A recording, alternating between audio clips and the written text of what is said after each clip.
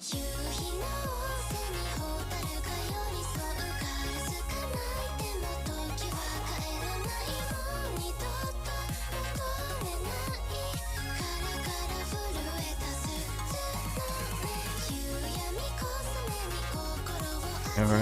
welcome back. It's December 28th local time, the 28th day. Well, let's talk about a little few things since yesterday, I suppose. There was a very large patch today, and Peppy's comment, Peppy leaves a comment after every patch, right? on the official forum. And yeah, the PP standardization push is still going, and Peppy's like, meanwhile, here's a bunch of updates. And there were a lot.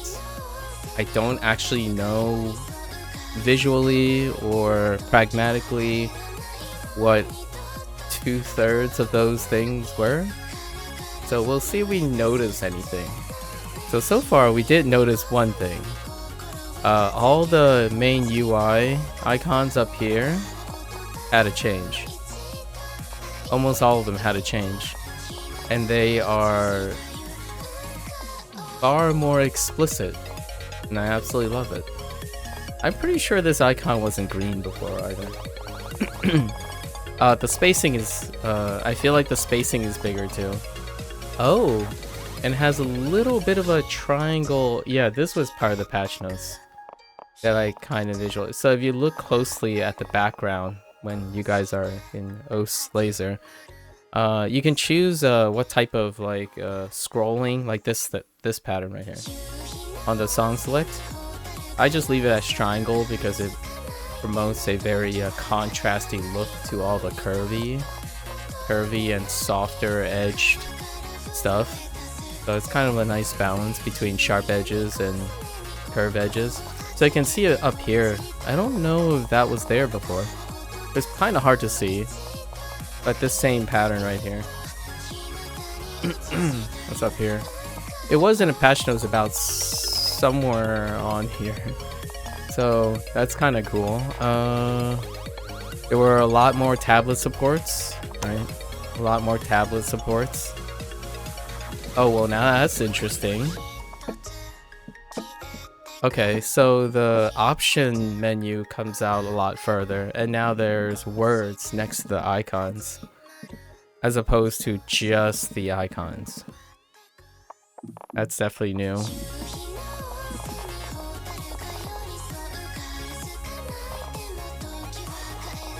I mean, this stuff is exciting to me.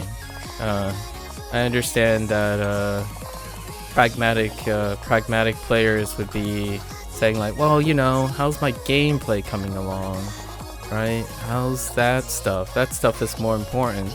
Like, well, they're all important.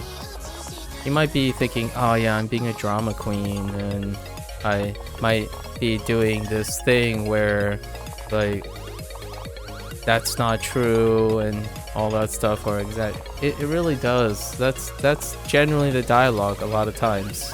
When you think about patching and quote-unquote fixing, like, patching over the years have become synonymous with fixing or anticipatory things, or things that are left undone.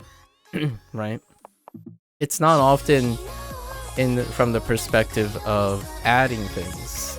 Still, I mean, that is usually used with the C word, the content patches, as opposed to just patches in general, right? That's fair enough. Well, a lot of times, when you get things you don't ask for, I would say the vast majority of the newer generation of gamers would be more like, oh, this is not directed at Peppy at all, because Peppy has a very mutual and respectful relationship with their community. However, this doesn't really excuse the moral grandstanding that happens when you have a live service game, of which I do play too, and this is the much louder I don't know if it's the majority, but the much louder voice often is like along these lines. Say, hey, we fixed these problems that we were able to fix. That's how the patches communicate to me. However, what is often read by disgruntled individuals, loud disgruntled individuals, would be something like, oh, so you can fix this problem? What about the 8 billion other problems that are more important to them? The idea is that they are unhappy. That's fair enough. That's very unfortunate that you're playing a game that makes you unhappy, right? However, having things fixed is still having things fixed. Whether your problem is more important doesn't depict how difficult it may be or when it will be fixed, right? So, cue the horns about, I guess, being patient, or, of course, my go-to response would be take a break. Enjoy something else that doesn't make you unhappy for the time being. I understand that barrier in stepping away from something that potentially defined a big part of your life can be a little bit emotionally ambivalent, and that your concern, your violent emotional concern, is from a place of passion, right? Otherwise, you know, you wouldn't. It's illogical. Well, it wouldn't correlate very well for someone to go out of their way to be so passionately angry about fixing a game if they're not apathetic about the game, right? So, and I just love this in general. Like, Peppy is just, you know, instead of waiting for all these updates, he's like, you know what? Yeah, I know, guys. I have 3 days left. I have 3 days left to push the PP, like, standardization out before the official, you know, launch date, right? Of OS Laser's ranks. And say, well, you know what? Meanwhile, Merry Christmas, guys. And a Happy New Year. Here's some updates for you to just ruminate on. And for me, that's awesome. Like, hooray. I think it's a dream. To me, if you love a game and the developer loves the game in this way, and you share a mutual respect and patience between the creator and the person consuming it, right? It's a dream come true. Like, this is a match made in heaven, right? Like, just warm, fuzzy feelings all around. Finally, 2023 is almost over. I'm sorry to hear that it sounds like 2023 didn't treat you very well, Kingsley. By the word finally. Yeah, 2023 is almost over. That's certainly true. Yeah, so let's find out if we notice anything else that's different. Because the patch notes was really long. Unfortunately, I do not explore enough of OS to actually know what over half the patch notes actually mean from a pragmatic standpoint. It's awesome. I mean, I already notice a couple difference, and it's some of my favorite stuff. Oh, and there's a new mod here. 2023, nothing happened that you found noteworthy, huh? 2023, certainly a lot has happened, but I'm sorry to hear that your year was feeling insignificant.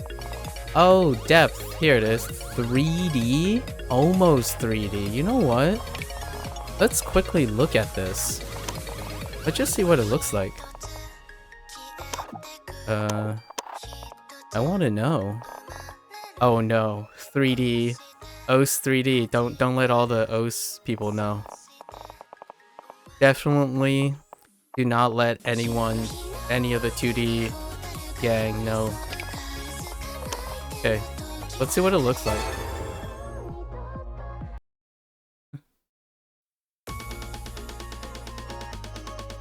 Oh, snap.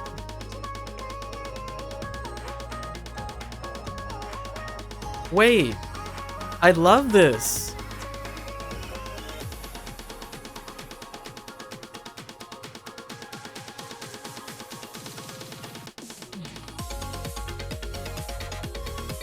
Yo, I absolutely love this. We're gonna have to play OS like this.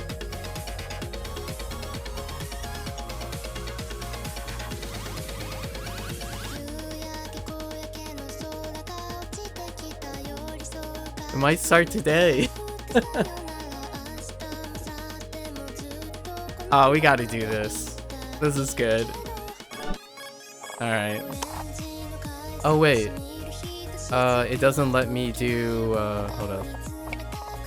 Is it compatible with this? Oh yeah, it is. Alright. 3D. I just listed under this. I love patches. What can I say? I'm a dynamic person. Okay. But before we go, let's wrap up some thoughts. I want to share a story because it has been a very common routine. From now on, I think my general routine now is if I'm playing any of my live service games, so currently that's OS, Neverwinter, and PSO NGS, I'll bring a story each day, for however long we're doing the grind series, right?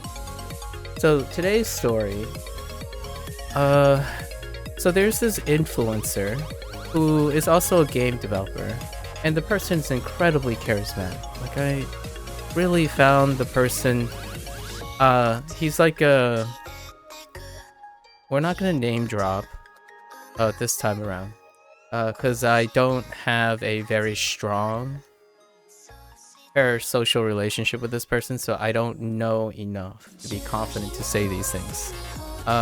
However, the stuff that has been fed to me by YouTube algorithm, because YouTube algorithm understands my selection, I let YouTube track most of my activities, land me on some of this person's content where there are a lot of hot takes, right? The hot takes are largely short format versions of their long format versions, so I haven't had the time to go and look at their long format stuff.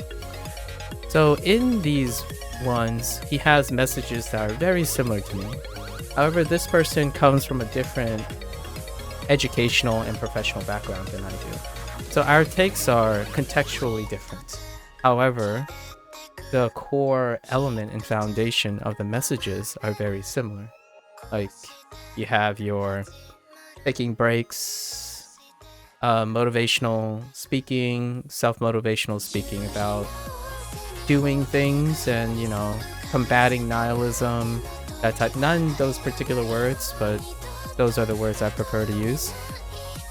While that is happening, I think I had this established link for maybe a month now. I've been looking on and off about trying to grasp who this person is, right?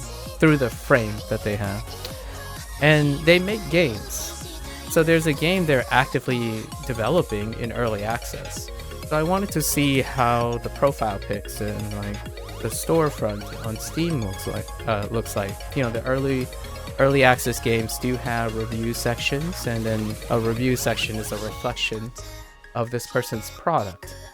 And this person happens to be an influencer and an active game developer. So that's something remarkably different from a developer engaging in content creation as a result of their game development. This person struck me as a person who has had that in mind before the game development stage in his life, and he was a professional background in a different thing. that does still tangentially relate to game development. So I was looking at the reviews, and I spot a couple of, in my opinion, concerning patterns to me, but probably not to this person or the community. While I was on a run, I ruminated about some of these things. So I don't know where my future is going to be, right? I am sending messages that are at the core very similar to this person. However, I come from an educational background, a background that deals with exchange of ideas, not the promotion of specific principles.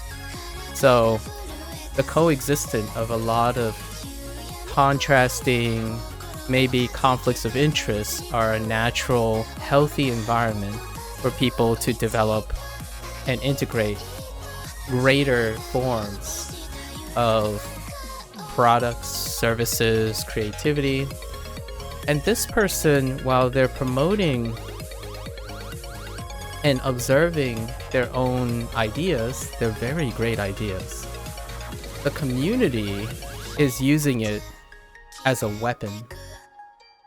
So it's not the intent of this person. It really, really far off. I don't think this person intends that. But that's the thing that I observe a lot of times, right? When you become a public figure and an influencer, you don't necessarily, a lot of the individuals don't necessarily keep in mind that their projection of their principles and stuff, however encouraging and with the kindest intent, can bolster just as passionate community followers, right? And that passion can end up weaponizing the person's goodwill and intent against others. And that's kind of what is the really touchy part about being a public figure. And that's kind of what I worry about in the future if I ever try to resonate with a larger audience, right? I like to start here though. So what is this thing that I noticed that caused this little digression here? We'll turn it into a digression. Yeah, before I start for the day. I'm already 18 minutes in. So what I saw was, so this guy is incredibly charismatic, and he offers a lot of words of wisdom of the current trend in things, and how he potentially disagrees with them, right? And overall, his messages and his promotions are incredibly encouraging. Actually, a lot of times, the words of wisdom deal with the words of wisdom that are open-ended. So, for example, yeah, you know, if you like video games, go out and make video games.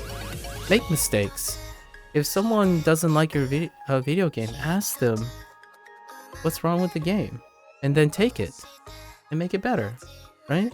That kind of stuff is an open-ended, one-sided form of positivity. So generally, those things are not the ones that are being weaponized. The other form of the media that he tries to raise awareness of are dealing with like economic models or like business models in the gaming industry. And I do talk about this from a non-professional standpoint. Like, I don't actually have any relations to how business models work, and like literally, so I don't have connections or anything like that. And from the outside, most of his arguments are and presentation are incredibly cogent. I really like his ideas. However, there is generally commonly a risk involved. And that risk, to me, I don't think is this particular person's focus or specialty, which is the idea of disseminating information and projecting one's principles while also spending time measuring or keeping track of how that influence and information is being utilized by your community.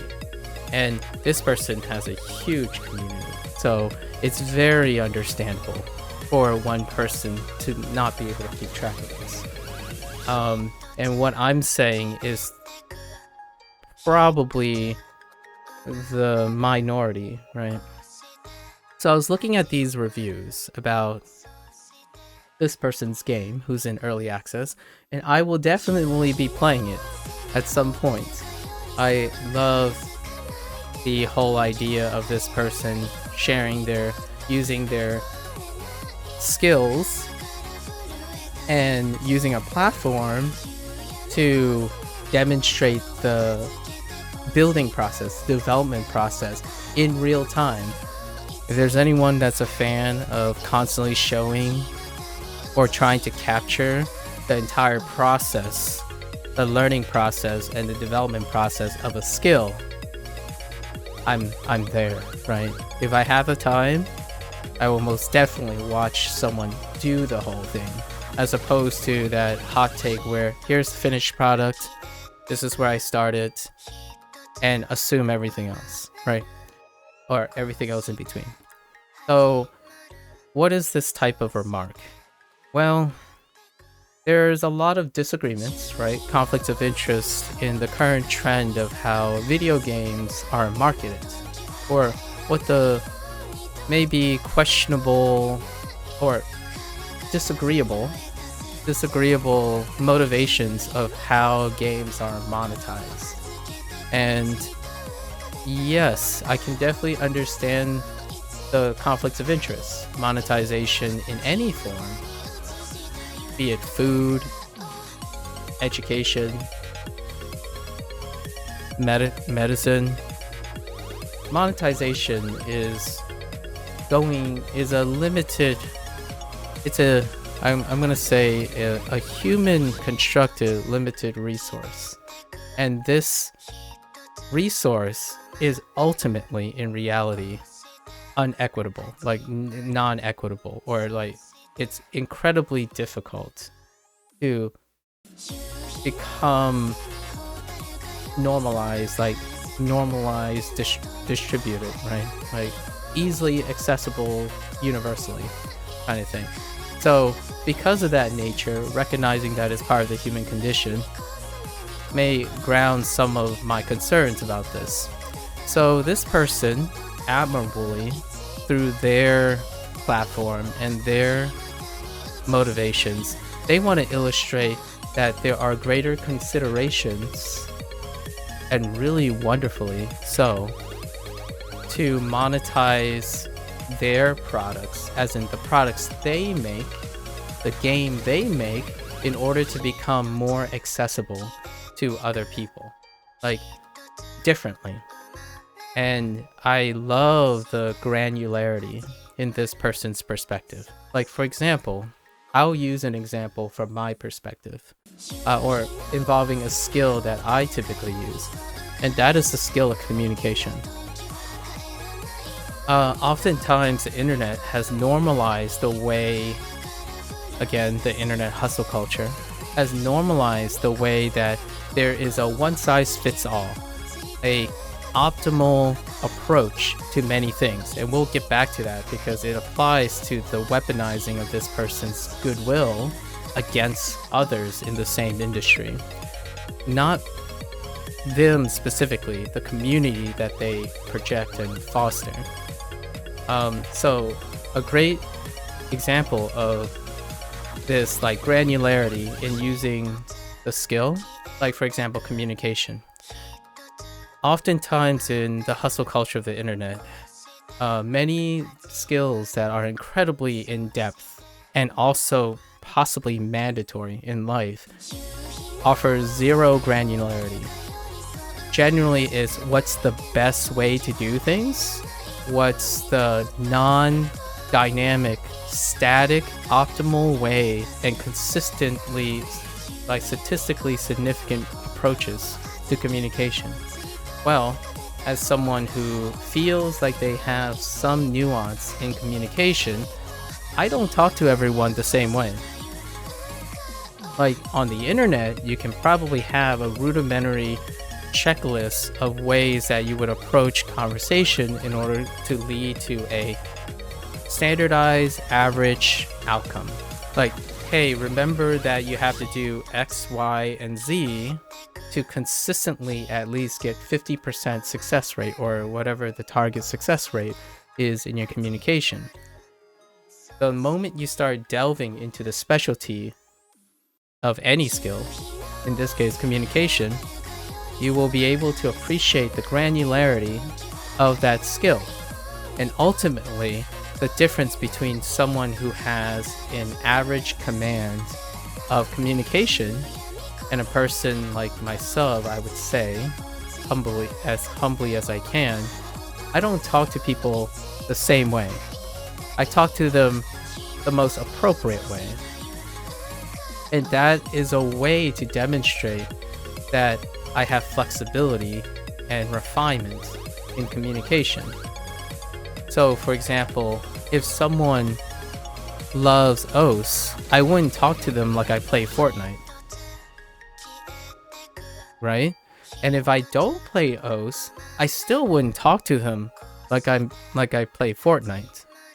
However, the internet hustle culture would normalize a different type of behavior. They typically normalize what is important to yourself, and that you can project your principles openly regardless of the conditions. Like, there's no room for empathy if you're always being hustled into how to successfully express yourself, and that's all that matters. I understand that that's a great starting point for communication, not for other things, but for communication, that is a great starting point. And I actually encourage people who are already struggling with self-expression to start there, right? As long as you are able to create a foundation of self-expression, you are able to at least communicate your thoughts and feelings appropriately, and then maybe organically lead to a resolution in any conflicts of interest or miscommunications, right? But ultimately, I use the word but too often, and ultimately, this natural organic problem solving that occurs from self-expression, appropriate self-expression, will lead to the development of the skill that I'm referring to now.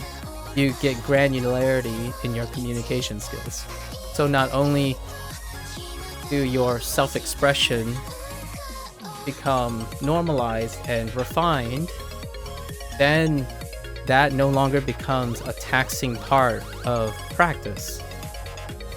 Beyond that is how to adapt your communication style to the person you're talking to. So when you think of it this way, I feel the person, now we're going to take it back to how this inspired all of this. This person's communication is trying to greatly make some of the life lessons they have, especially specific industry stuff they observe, into a very easily understood but complex relationship. Like complex, they're trying to describe something that occurs really, really complex. However, the easy understanding is being communicated as a simple understanding sometimes, and not intentionally or something like that. Like I don't think I get that impression. So how do I demonstrate what I'm saying? So, for example, what they are doing is a fantastic model in the way games could be monetized, and has been monetized because they have the power to do so. Monetized in order to bring greater accessibility to different regions and players. Like one of the central pieces that inspired this was the comment that their game, they normalized the weight of their costs of their game to the principle of the psychological motivations behind piracy and accessibility and resources across the globe. So it is a great thought experiment. Like, it's a thought experiment that's being executed now. So for example, places that don't have a lot of proportional expendable income to invest in gaming, that was normalized, it was weighted, and it was an executive decision made by this person because they control how the game is distributed, right? And it's incredible. It works so well. Now, while this person is demonstrating this goodwill and foresight and understanding the dynamics of like how to monetize games globally, the comments section, the people that follow this passionate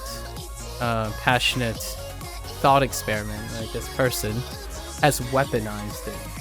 So while you have very passionate people who believe in your words, there's usually not a counter argument or a balance to suggesting why the other models exist. So while this person is going about their wonderful content creation and showing a different perspective, that perspective is exclusively to that. So what happens is this person becomes incredibly popular. However, at the same time, they also end up unintentionally generating fanatics.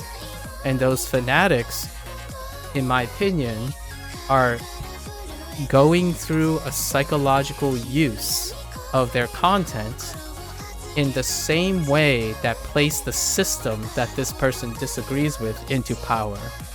So what I mean by that is, what are the psychological and social structures that support like games that are $70 now and games that have $110 price tags for pre-order specials and whatnot?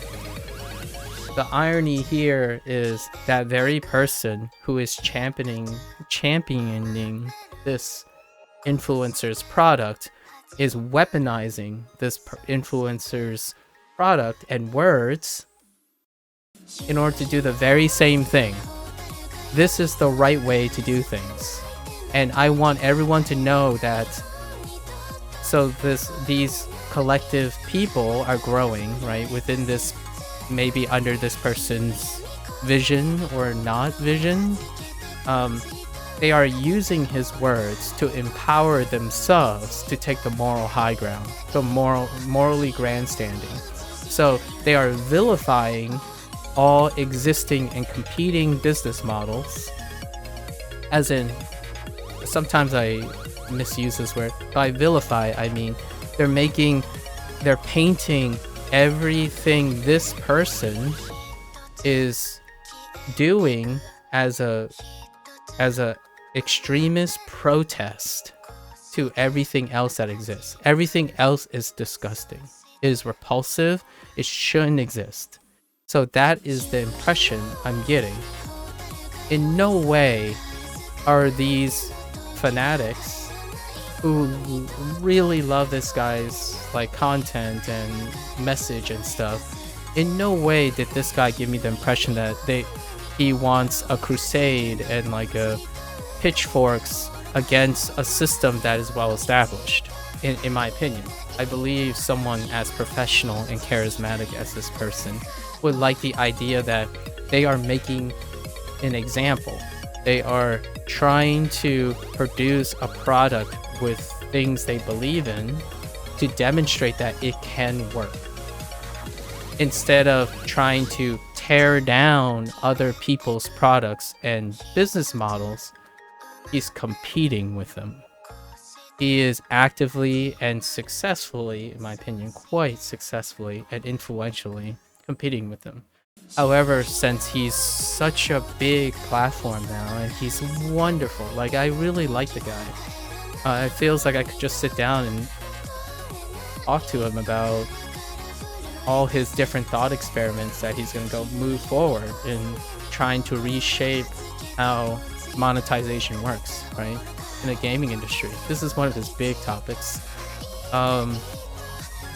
It does concern me that you have to remember, or like, it's very encouraging to keep in mind that when you become a public figure, regardless if you intend it or not, your projections are going to be accountable. You're going to be held accountable for spawning fanatics and extremists that use your name and your credibility as a rationale for moral grandstanding and destroying other people's livelihoods in the process. So, or potentially harming other people. And I understand that if you're appealing to millions of people all the time and whatnot, it can be very difficult. And regardless of how your honorable intents are, fanaticism and extremists often comes from a place where you're projecting benevolence and really strongly communicating through emotions, right? We're not talking about cultivating a community filled with intellectuals that are constantly in conflicts of interest. Like, for example, the scientific peer review system, right? Oftentimes, it's more of an attempt to challenge each other. That's the status quo. In this case, when you become an influencer and you have a message that is incredibly positive, but also drawing contrast with an existing system, it is very common to spawn a subculture within your community, your own community, that will take extremist protesting that can reflect upon you as a public figure. And in this case, a lot of the reviews I read are incredibly passionate. They're incredibly with good intentions, right? Like, there's what they say is like, I didn't buy this game to play it. I didn't buy this game on sale because this person has made it clear. They always they set the prices, and then the prices are a reflection of how accessible it is. And then there's a lot of champion, I bought 5 copies of this just so that I can support this guy's message. And so on, that other corporations, other companies, other developers and publishers are evil. They are incredibly rotten, greedy, and that's what I read over and over again. It's actually one of the loudest ones. And then what happens on the Steam platform is that it gets higher transparency, it gets higher impressions, because it's appealing to mob mentality. It is appealing to the internet hustle culture. What is right and what is wrong to do. And in my opinion, whatever this person's intent is as an influencer and a game developer, I respect that and their community and what they're trying to do. However, for myself, when I was running, it was one of my greatest fears. While I continue to do these things, and it's going to happen in the future, right? It's going to happen where someone may become... I generally try to advise independent thought, try to encourage independent thought that invites natural and organic disagreement to what I present. At some point, though, there will be individuals who have a foundational start, and it could be me, I don't know. I just want to encourage those people to become independent. Fanaticism and passionate white knighting and crusading often comes from a place that is entirely emotional. And I like to encourage people to be both intellectually and emotionally intelligent at the same time. Because without independent thought, there's codependency. So codependency can become a driver for blind faith. And that blind faith can create a martyr out of me or anything I say. and it can create a martyr out of those people. And that martyr fuels destructive passion that can lead to literal wars and figurative wars between existing models. And some of the things that I have often worried about when you become a public figure, which obviously I have to think about all the time if I really want to be able to do this on a bigger stage. Oftentimes when I'm in academia, it's already pre-selected, right? When I'm at the university, the people who I interact with go through a pre-selection process, and that pre-selection did all the work, right? I talked about the game ranking system or rating system often in OS because it involves the same type of psychology, the pre-selection. Like, people pre-select them into the gaming rating system.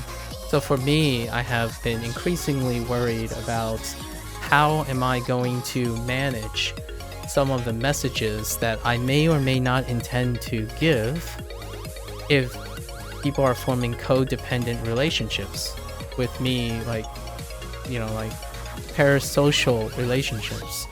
The idea is that I have to keep in mind that I must stay vigilant on encouraging anyone, you know, the random stranger or someone who finds maybe myself charismatic, that one day they can be charismatic and also independent. The moment dependency becomes so strong, it might start creating this warped reality that I believe in this person's message, so I can use this person's message to burn all their opponents down to the ground. And it's going to be a place of love. It's going to be a place of affection and benevolence and morally correct actions. However, that's what causes wars, like figurative wars, intellectual wars between people. And I would like to think, just to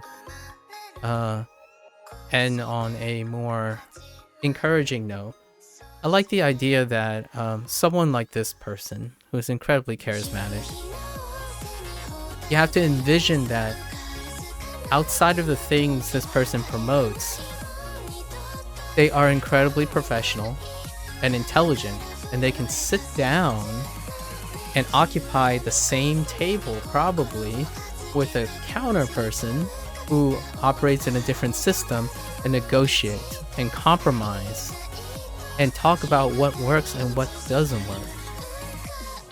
Meanwhile, the ones that are writing these reviews on his behalf can give a really false impression to someone like myself of what this person's presenting. Fortunately, in my case, I've become familiar with the person, right, behind this system, before seeing what his fans, or like the loud fans, really say.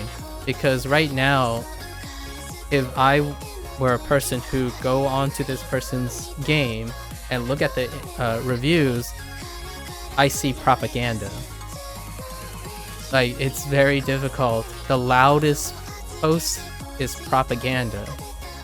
And that is the very nature that established the things this person disagree with. And I don't necessarily think that is the vision of this really kind, hardworking, charismatic person. Like, giving the impression that this person is on a crusade of taking down all the business models, like all the other game developers and publishers, I don't think that's the message that this person's giving. Unfortunately, being a public figure doesn't mean you can always control or help or be vigilant enough to spread fanaticism. And you just read these things like, oh yeah, you know, I'm doing all this, I believe in this guy, he's really great, down with corporations. Or down with Blizzard. Down with live service models. Well, if you tear them down and you antagonize them That's not a way of learning.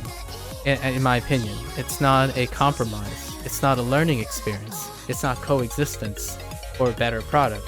In fact, I would probably argue that communication between the two models will build a bigger and more inclusive model. The passionate and probably very kind messages that they are attempting to do is putting the opponents down at the same time.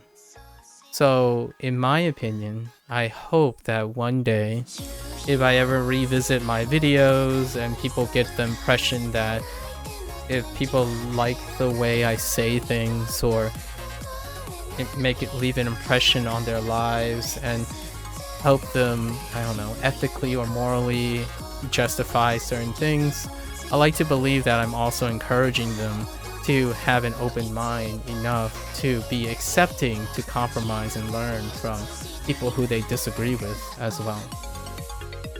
It is through the collaboration of people that creates intelligence, create emotional intelligence and intellectual intelligence. It's not through the actions of which both parties are guilty, as in not that person himself, but the reviews, the people that are projecting maybe his intent or attempting to, where the path to their successful future is to burn down their opponents in the process. So like, if my intent of doing this and raising awareness of the game rating system is by no means telling Peppy that he needs to change the rating system. That is not the intent. I'm suggesting that I'm raising awareness what the game rating system does and enabling people to take into account what works for them. Raising awareness is not a platform to execute extremist crusades against what it doesn't do. So oftentimes in the internet hustle culture, influencers will tell you what is the best way, what is the most morally acceptable way to them. It's not suggesting, in my opinion, keeping a grounded, a bigger perspective, it's not suggesting what they don't mention is bad, is evil, is repulsive, it's vilified, right? However, even disagreements doesn't mean that the whole thing is disagreeable. There are ways to compromise. So when I make mention, I have to mention this because I think the last 28 days of OS, there are messages that I said that are largely promoting awareness. I don't want to give the impression that it is bad or good, or is morally just or morally not. The idea is to raise awareness so that everyone involved, the developers, their opponents, the publishers, all the different types of gamers that are in OS or different types of OS players are able to openly express and know more about what is happening. And then to use that information to extract a better living and sustainable habits. I like to believe that I'm not here to enable people to crucify and go on a mission to carry the right way of doing things. I really hope that's not the case.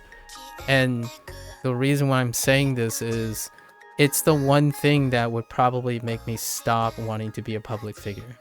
If I lose control of the things I say and it's enabling them to hurt other people, whether intentionally or not, I would probably say that I would stop doing it. For me, personally, this is not a reflection of whoever else, but I really hope that my projection, right, the things that I'm projecting, I really like to have this naive idea that when I'm investing forward in another person, that person has only the independence and self-awareness enough to invest forward in other people, not destroy other people so that they can be more efficient. So when you go around and say, hey, you know, MAKU said that you should really not play PP because PP will make you a narrow-minded person and only focus on performances that you didn't practice these skills, so this is the right way to do things. I really hope that doesn't come to pass. The idea is you see someone, right? I like to believe that with time and exposure, I enable people to see what is appropriate to help someone, not what to do to everyone. So like, I'm not giving life hacks about this is the right way, so when you go to someone, that's the only way you're going to do it. I like to believe that we're taking time to critically evaluate and problem solve, and the act of doing that normalizes open thinking. As in, you see someone, let's say you see a game, right? And it's too expensive for you. It's $50. You are able to, this individual or the people that I might unintentionally influence or intentionally influence will see that, okay, so what can I do instead? Or how important is this thing? And what are my alternatives? And then act appropriately for that while offering criticisms of whether this game is appropriately priced or overpriced or what have you. The idea is to be able to evaluate with discernible and appropriate decision making and critical thinking, not blinded faith and passion, because if you're justifiably right, which I'm gonna tell you now, for those, including myself in the future, in case I lose sight of this, is that there is always something more morally justifiable. And I don't like that. It's one-sided. I don't like one-sided things, in my opinion. So, for example, what is the most morally justifiable price for video games from an end-user perspective? Free. What's more than free? You're getting paid to play the game. It just keeps going. Like, the bottom, it's endless. The top is endless. So when someone is trying to offer a very realistic, sustainable take, a professional who is a game designer, who is a developer, who also acts as a publisher, is presenting a model that he himself is also making money and sustaining companies. It's a different model. And presenting this model can create others to adopt that model or even build upon it. Meanwhile, while you're projecting this model, it doesn't necessarily offer you the moral grandstanding justification to tear down other people's models and approaches. The idea is to take their model and work and improve upon it. That's exactly his message most of the time. He sees a problem that he thinks he can change. Without the existence of that model, his model might not exist. So competition and understanding and awareness of competition often breeds innovation and improvements. Without a rating system, I would not be able to make these observations in the first place. So in no way am I suggesting to tear down the PP system and revamp the PP system. What you can gather and extract from the PP system offers a learning lesson in which you yourself, as a creator, an independent human being, can become less dependent on the rating system and build something even greater. What happens then? Peppy could integrate and be inspired off the community to add more ideas to it, right? It's not about 1 and zeros. It's about 1 plus 1 plus 1 plus 1 and more. In fact, sometimes it's like 1 times 2, right? Or like bigger than the sum of its parts. So when people go around and say like, yeah, everyone should be doing it this way, you've just created the whole problem in the first place. So you have these passionate people that says, yeah, you know, vilifying all the companies, like that they don't deserve to do this. They're completely greedy. Tear down that system. That's exactly how they behave to create that system in the first place. So those individuals, while being incredibly passionately motivated by their moral grandstanding, they are behaving in the same way that established a lack of choice. You fight choice with choice and demonstrate that it is proficiently better. That person you believe in isn't making a game that you like but can't afford because of the thing that you say is corrupted. If you hope that your champion also develops the games that you want and also support that system.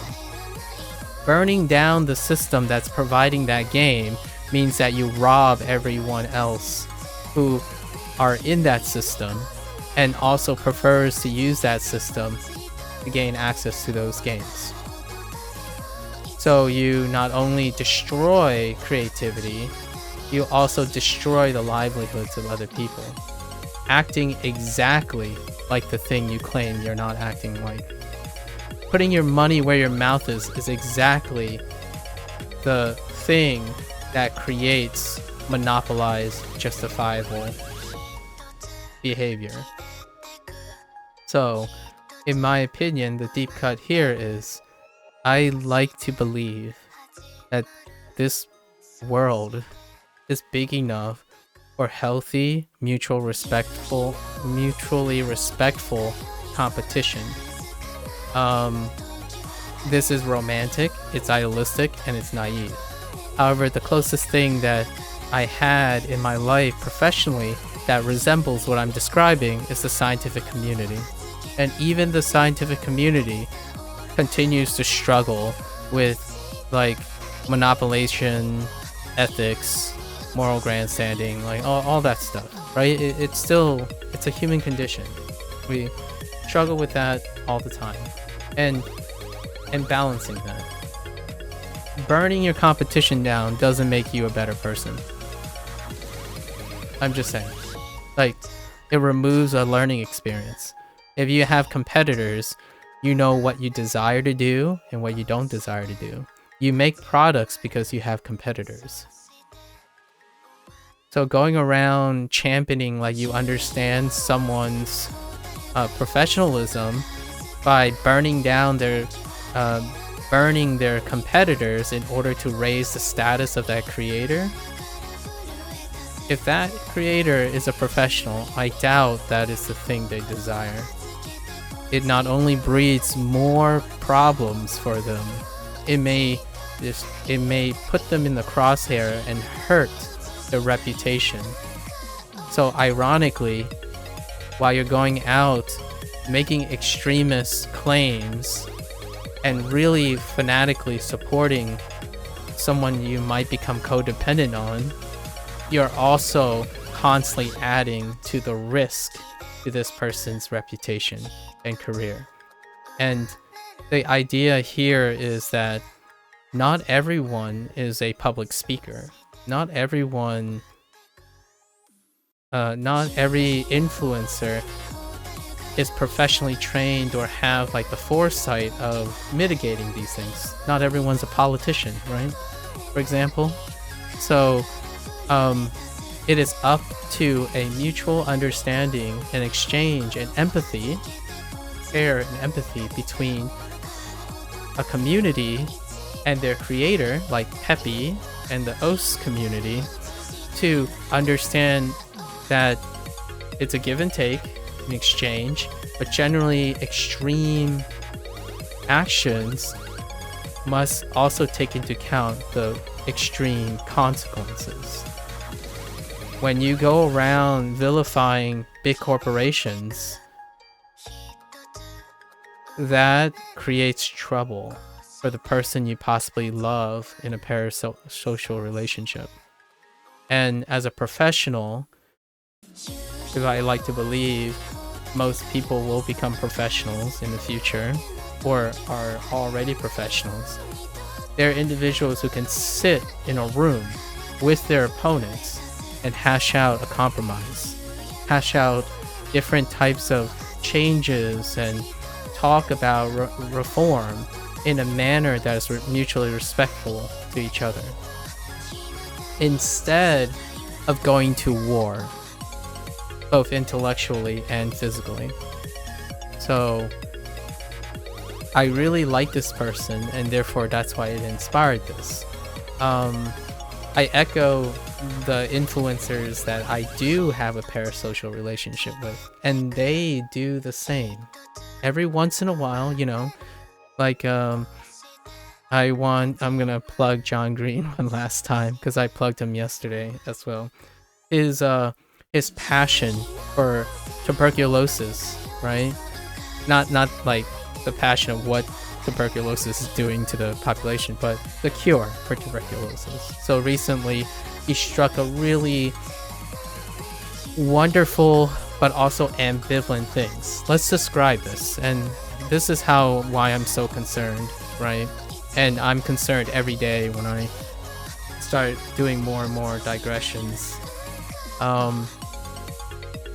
John Green used his influence to raise awareness of tuberculosis, because tuberculosis in the developed countries are pretty much non-existent because the cure is easily accessible. He used that to raise awareness that this cure is incredibly inaccessible because of cost. This sounds like the video game situation, right? It's just a contextual difference, not a fundamental difference. So, using his influence, he was able to indirectly or directly enter a conversation with one of the major corporations that distribute and manufactures these cures for tuberculosis. And TB, we'll just use the abbreviation TB from now on. TB, then he was able to convince, or indirectly convince, or through the culmination of his community and himself, was able to convince that to give these cures, increase the accessibility of these cures in developing countries. Developed countries don't typically require this because they have easy access to it, or it's more accessible, right? So that was a great victory to them, to him and his community. And then obviously it's presented as a compromise or a win-win for the corporation. Like, it was provocative enough in which it raises, they must have negotiated some way of both parties mutually existing as beneficiaries for this type of action, right? Maybe it's good PR for the company that raises their influence and improves their investors, etc. It ultimately resulted in millions of cures being distributed and accessible to developing countries for TB. That sounds amazing. It's an incredible story. John Green then he gave me the impression that he spent a week spiraling in what just happened. And I don't know necessarily the full picture of it, but he did talk about it afterwards, where, yeah, it sounds like he should feel great about this. And as someone who watches him through a lens, right? Watches him, that's a great moral victory. It's a great, everything. There will be millions of people who are going to be cured, who's going to outlive TB, right? Like TB is not going to claim their lives. That's incredible. That's also filled with so much ambivalence. And John, in a following vlog, after he like had to take a break with, I imagine, his mania that occurred, it's so scary, in my opinion. The thing he communicated was, yeah, he should feel happy, but then he started thinking about, what if, like, what does this do? Like, what happens now? Like, did he do, quote unquote, the right thing, or what are the consequences of all these actions? Because he commands millions of people. Like, for better or for worse, or for like intended or unintended, he has a great power and influence, and he should be happy about these things. But then there's everything else. And when he was talking about, he had a vlog, right? He used his vlog platform to communicate his insecurities and his ambivalence with what transpired. And that's kind of how I feel about it. I didn't mention what specifically, contextually. If you're curious, it's definitely on their channel, Vlogbrothers. It's why it happened. All the things that is unspoken. And that's kind of what I'm scared about. Like, if I had a fear, granted, I don't think I'm necessarily as crippled, not like more mentally fatigued and exhausted as John is, because I'm not in his position. I'm not a person who commands millions of influence.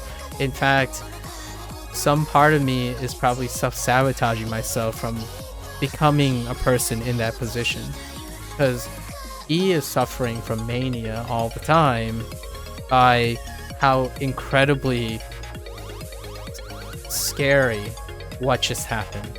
Like, he could just express his interest and he might be able to change millions of people's lives, whether intentionally or not. That's, for someone that I resonate with, like, it might not be the same for the developer guy, the gamer guy, right, the game developer guy, but for me, I wake up every day wondering what the consequences of my voice is, right? My perspective is, even if I am doing something I feel is morally just, perhaps, I haven't really done anything like that before, or trying to encourage goodwill, the bigger the platform becomes, the greater weight a single person has, or body of entity, the scarier it is, at least to me. And I feel that's one thing that I could probably sit down with John and talk about, probably drive each other into mania because of it. It's so scary that if I, try to resonate with John, being able to do that is the scariest thing that could possibly happen. Like, yeah, you did a good... I would tell myself, like, yeah, I did a good thing. Perhaps.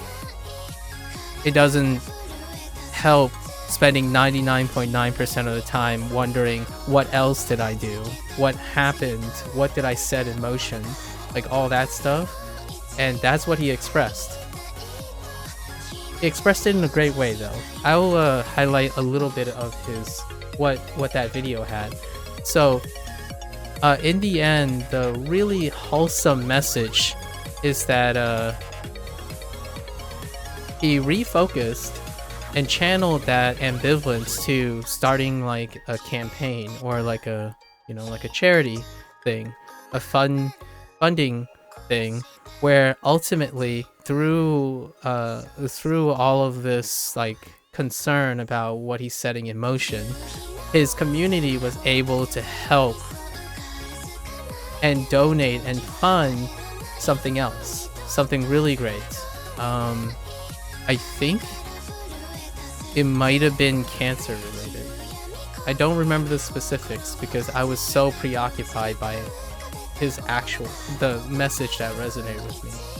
And his silver lining is that, well, you know, he might not feel the best, and he's always constantly worried about who did like his actions, you know, the grand scheme of his actions. However, he is able to sober up and be encouraged to continue doing what he does through the benevolence of his community. So while he continues to battle his struggles with all the potential unintended effects of his influence and power, they were able to raise a lot of money for a good cause in the process.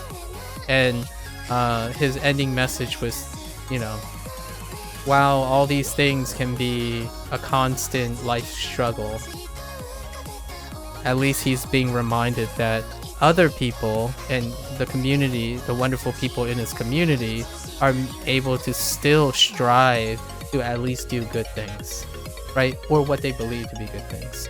So before I go and end this digression and do this practice for today, I'm not suggesting that in combating fanaticism with fanaticism. So I'm just raising awareness, right? The idea is these comments, these passionate people, I really do sincerely hope that upon reflection, they realize that they can realize that if you're passionate about something, expressing passionism in a deleterious and destructive way may inevitably, possibly harm the person they were trying to support in the first place. So it's not about burning that person down or burning those fanatics. It's about raising those awareness in order to allow a place to appropriately express great passion, but at the same time not necessarily making it so easy or inconsiderate to burn bridges as well. Like all of the stuff in human society is interconnected, and it leads to people like John, and I would say myself, concerned and worried about all the ripple and uncontrollable effects of what we say in public. And in my opinion, the ones that struggle with that are the ones that are more likely to quit before they are ahead. And John talk about these things, and he's one of the few that talk about the mania that spirals from it. And that's kind of how I find that he and his brother and maybe a few others are the rare people that I resonate with. Like, that type of fear is ever consuming. Like, just to give one last example of these things, I don't have to influence millions of people. When I have a friend, right, that I met online, and I'm offering advice and trying to encourage them, I go to bed at night wondering what are the potential ripples and effects of that. Someone could just come up to me and say like, oh no, but you know, you had the best intentions in mind. It's like, that doesn't stop me from wondering and fearful or like concerned about it. It's exhausting, but it also keeps me going, right? And if it's one person, I feel like I can manage it, right? Maybe 10, maybe 100. Where's the cutoff? I have no idea right now. And so far, I would say I'm in the 10s. And I go to bed at night. I wonder and concern about all the things I've said today. Every day I wake up, I review, I think about all the things I've said previously. Like, for example, today I wanted to say that I used the word vilified in the wrong context yesterday. However, it kind of works out if you think about it. I'll let whoever's interested pick up on that. And today I have actually used it in the correct context that I intended. So things like that, just every little thing starts weighing. So if you ever want to know how it feels to be an incredibly intellectually inclined person, it comes with baggage. It comes with a lot of other things. I wouldn't change it though. I don't want to give people the impression that I'm suffering or it's not sustainable. It's still sustainable now. When it becomes unsustainable, I will most certainly make it apparent, right? I generally encourage people to understand how to express that, be aware of that, and know when to walk away and not to walk away. So it was incredibly courageous, and it resonated with me really well that that moment when John had to take a week away to collect from his anxiety, all his incredibly rampant emotions, after what most people would struck as a big victory for the morally good, right? And I don't think many people who are out for themselves, who primarily haven't crossed the bridge of self-awareness where it involves other people, have really considered that. And that includes a lot of professionals who are very encouraging about, like, yeah, go out, make mistakes for yourself, make the games you want to make, take feedback and then make it better, that kind of thing. The next step beyond that is figuring out what all your effects of the things you say, and that is taxing. It's kind of my rationale for why I'm not meant to be a politician. Like, a lot of people think about politicians as politicians. They don't think of them as leaders and public figures. Well, now think about what I just described, and that's your living. Like, being a politician is legitimately living the nightmare for me, personally. Not, I don't know about what politicians feel because they are politicians, right? They've negotiated a way to do that professionally. I cannot do that. Like, I can't even imagine right now what it's like. I can only have a semblance of how John feels. But it resonated with me so much. And I don't even know, I mean, based on the comments from the community, it's more like, feel good, you know? Like, I hope you get better. You did a great thing.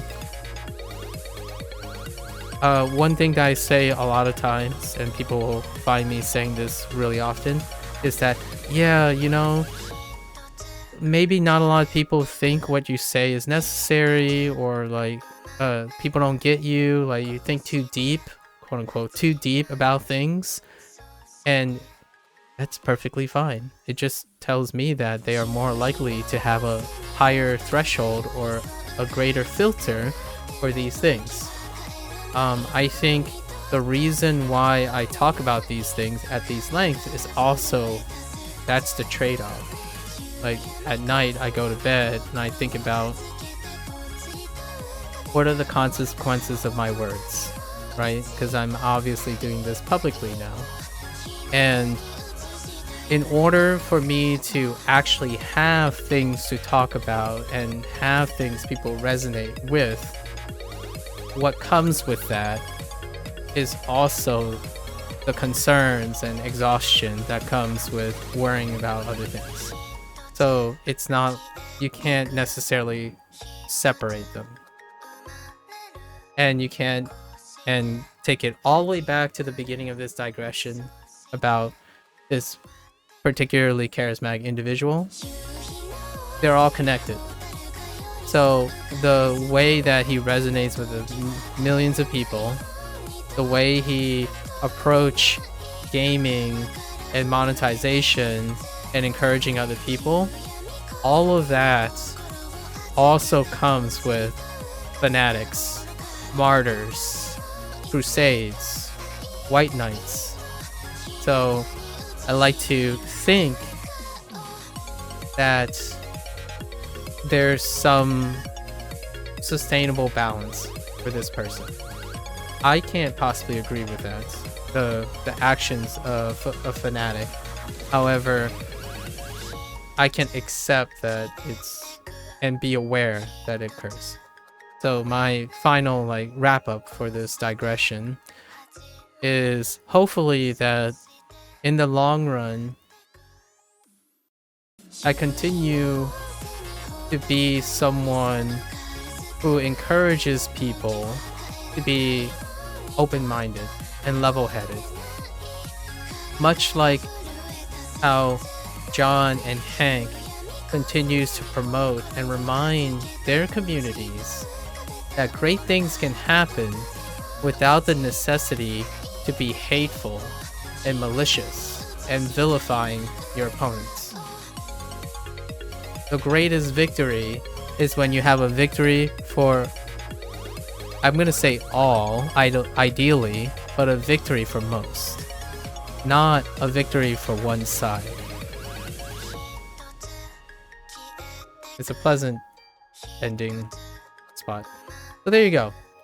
I didn't realize I was just gonna start with a digression for the day. But, you know, sometimes 2023, it's the end of the year. You might as well go out with a big message. Anyways. Alright. So yesterday, let's review what we did yesterday. Yesterday, we decided to start playing with the backgrounds. I felt very comforting playing with the backgrounds. So right now, backgrounds are at 50% dim. And that's great. And you know what? Because of today's patch, I think I'm gonna play with the 3D on.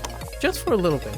See if it's interesting. Like, if it makes it a little more dynamic so I can have a little bit more of intellectual stimulation. Also, what we discovered yesterday about our warm-up is we might as well take it slow. I've been struggling with a lot of early straining by how fast we're stepping up. So the fastness in stepping up is just not subsiding. And we only managed to get to 163 BPM the last 2 days. So we're just gonna play through all of these one at a time and see how we feel. And we're gonna keep the 3D thing up just to see what it looks like. Because while I have poor depth perception, I like to think that I have at least below average depth perception, right? Oh, actually I just realized I forgot to do something. Hold up, let me quickly do something.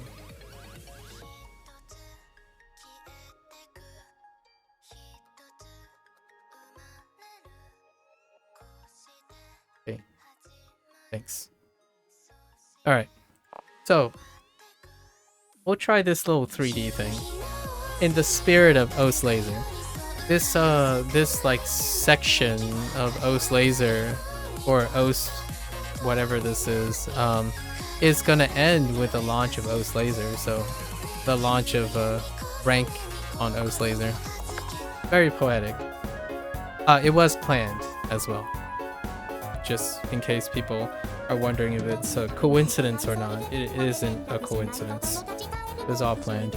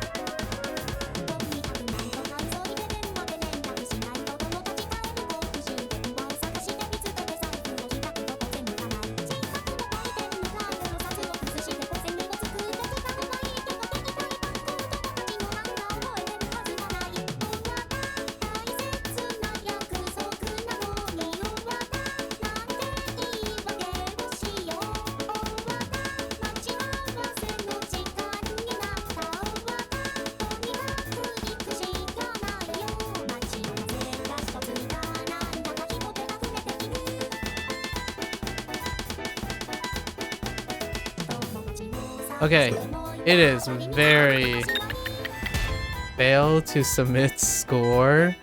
Invalid mod for rule set DP. Oh. Okay. It's really hard to tell. Holy heck. And what's even what's missing from the 3D from the depth mod is the error tapping thing is missing. So like I can't tell if I'm early visually or late. Or early / late. Like my green dot is gone and my yellow dot is gone. So that's kind of tough. I think we might have to you know what? We'll go up using this mod and then we'll go down just going back to 2D, right? It's actually really engaging. However, the hit error indicator is gone in this mod. And it looks like you can't submit the score, so it's fine. I mean, it's not a big deal, really. But we'll do this for a couple of times. It's actually really visually engaging.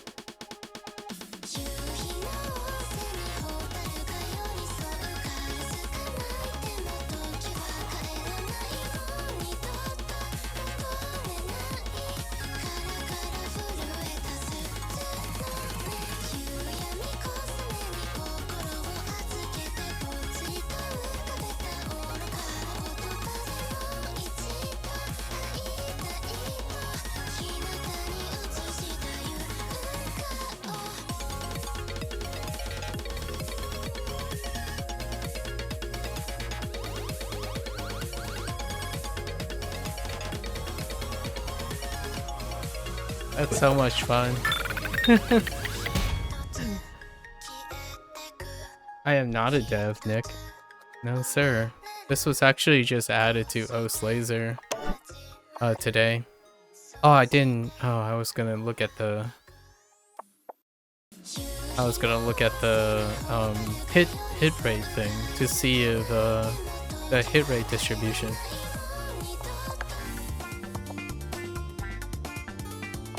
Okay.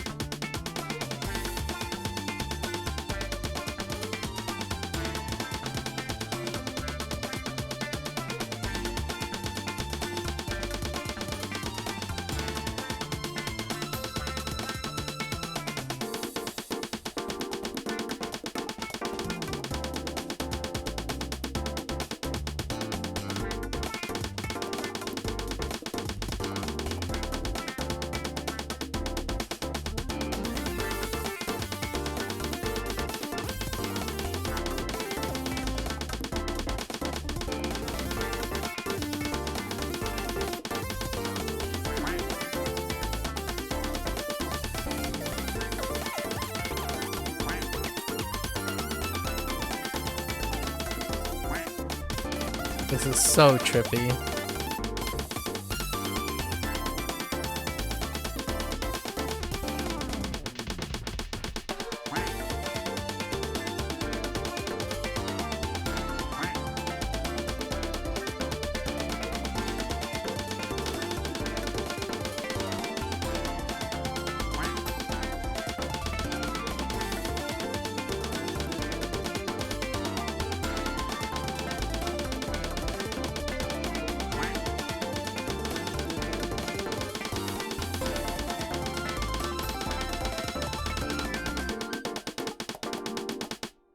So weird.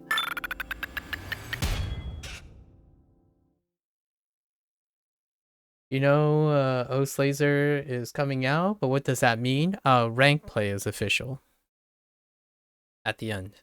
So at the end of this year, rank is official for all the modes. That's what that is what makes O's Laser official. So the officially coming out means that you can submit scores for the PP rating system. Ideally. Yeah. So there will be basically anyone who plays O stable can also play O's Laser to submit scores. At the moment you cannot. Which I would say the vast majority of O's players play for that.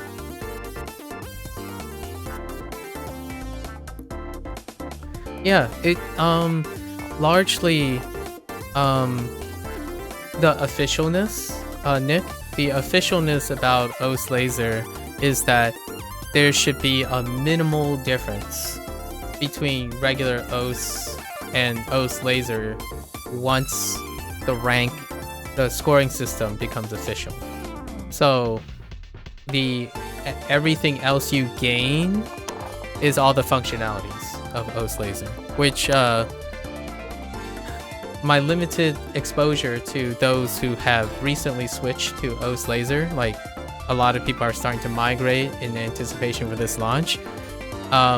Generally, O's Laser's client, the feature set, is a positive. It's a resounding positive. So the gameplay stays almost nearly indistinguishable between regular and this. So that's the thing that is solid. It's the same. It's deliberately meant to be very, very similar, if not identical. And then everything else is what you gain for using O's Laser, which in my opinion, from a designer standpoint, is far, far beyond O's stable. Are rankings going to be separate? They're combined. And they all run on the same server. So, as far as I know, I'm pretty sure it's still the same server. You might be thinking maybe different. Well, there weren't different servers to begin with because there weren't ranked things on O's Laser that coincide with the PP system. Maybe they'll run in parallel. I don't know. Actually, that's a good question for Peppy. I don't think there's any indicator that O stable is going to be discontinued if that's also something you're concerned with. However, the scoring system is going to be one and the same. Like there won't be like I don't think there's going to be like an O stable ranking and a O's Laser ranking in your profile. There's just going to be one.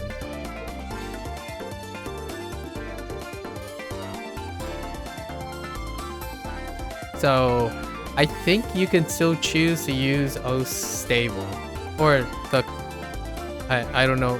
We're just gonna call it. Yeah, we're gonna still call it O stable because this is O's Laser. Yeah. I have been using O's Laser for a couple of months now.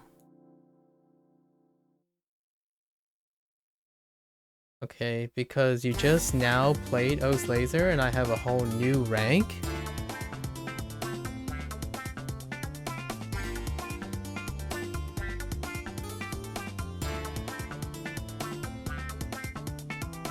What do you mean by a whole new rank? You mean your PP stuff got updated? That should be the same as your host stable one. Because your PP rank updates every day. It updates in real time. So you wouldn't know if it's a separate or not. If you're talking about classic versus stable, or classic versus laser, then those things are not recorded. They're not official. So for example, there's a classic score. I don't want to highlight a song, but in your leaderboards, right, in your local score, you should have an indicator what is classic and what is not. But your PP rank shouldn't change at all. That should be reflection. It's a reflection of your stable rank. So if you got a new rank, it's probably just your old PP rank being updated.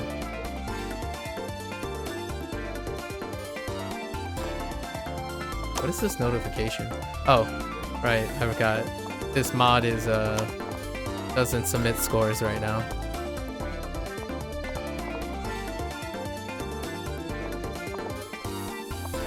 Yeah.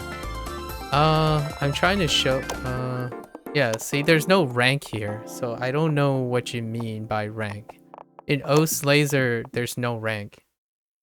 It says I have 9 on Laser and 10,000 PP on Classic. It's because it doesn't track any ranks. Like, OS Laser has no, like, rank stuff. Yeah, there's no rank. Yeah, you shouldn't be able to see anything. All the metrics and stuff are a depiction of what you would get. However, they're not official. So nothing on OS, you're not affecting anything by playing on OS Laser. You get an idea of what the score might look like on OS Laser. And it will become official, like your scores now. As far as I know, Peppy, it's not retroactive either, Nick. It's also not retroactive as well, Nick. Pretty sure of it. So like all the scores you play now isn't just gonna randomly update into an OS Laser score. Once it becomes official, anything after it's official are scores. Right now, whatever you do, it's kind of like playing on a branch. Like some people use MAKU, I guess. It's a branch. It's like playing offline. You're basically playing offline when you're on OS Laser. So I'm not submitting any scores here. There's nothing. I actually, you know what? So, okay, I understand you keep using the word server, but it's probably on the same server. It's just a different subcomponent. It's just compartmentalized. Like the data is parsed into something separate. I mean, it could literally be a different server, perhaps, but that's not like that terminology is confusing to me, using it that way. So, what you call it?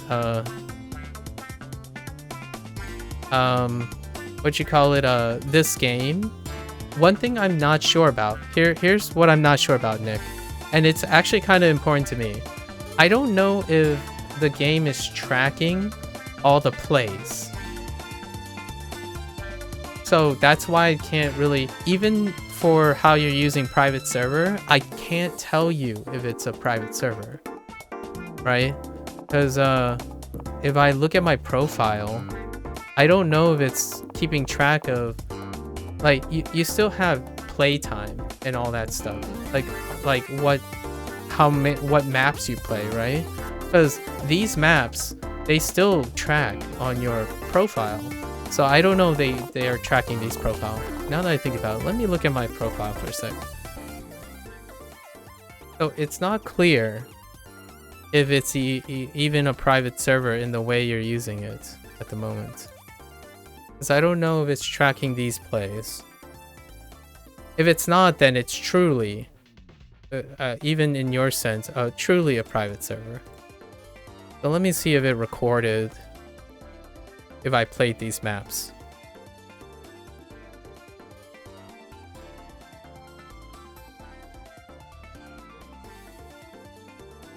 Old? Because I know I played these more than 30 times already. It does not. So none of it is. Like, not even like graveyard play or offline. Like, yeah, none of it is tracked.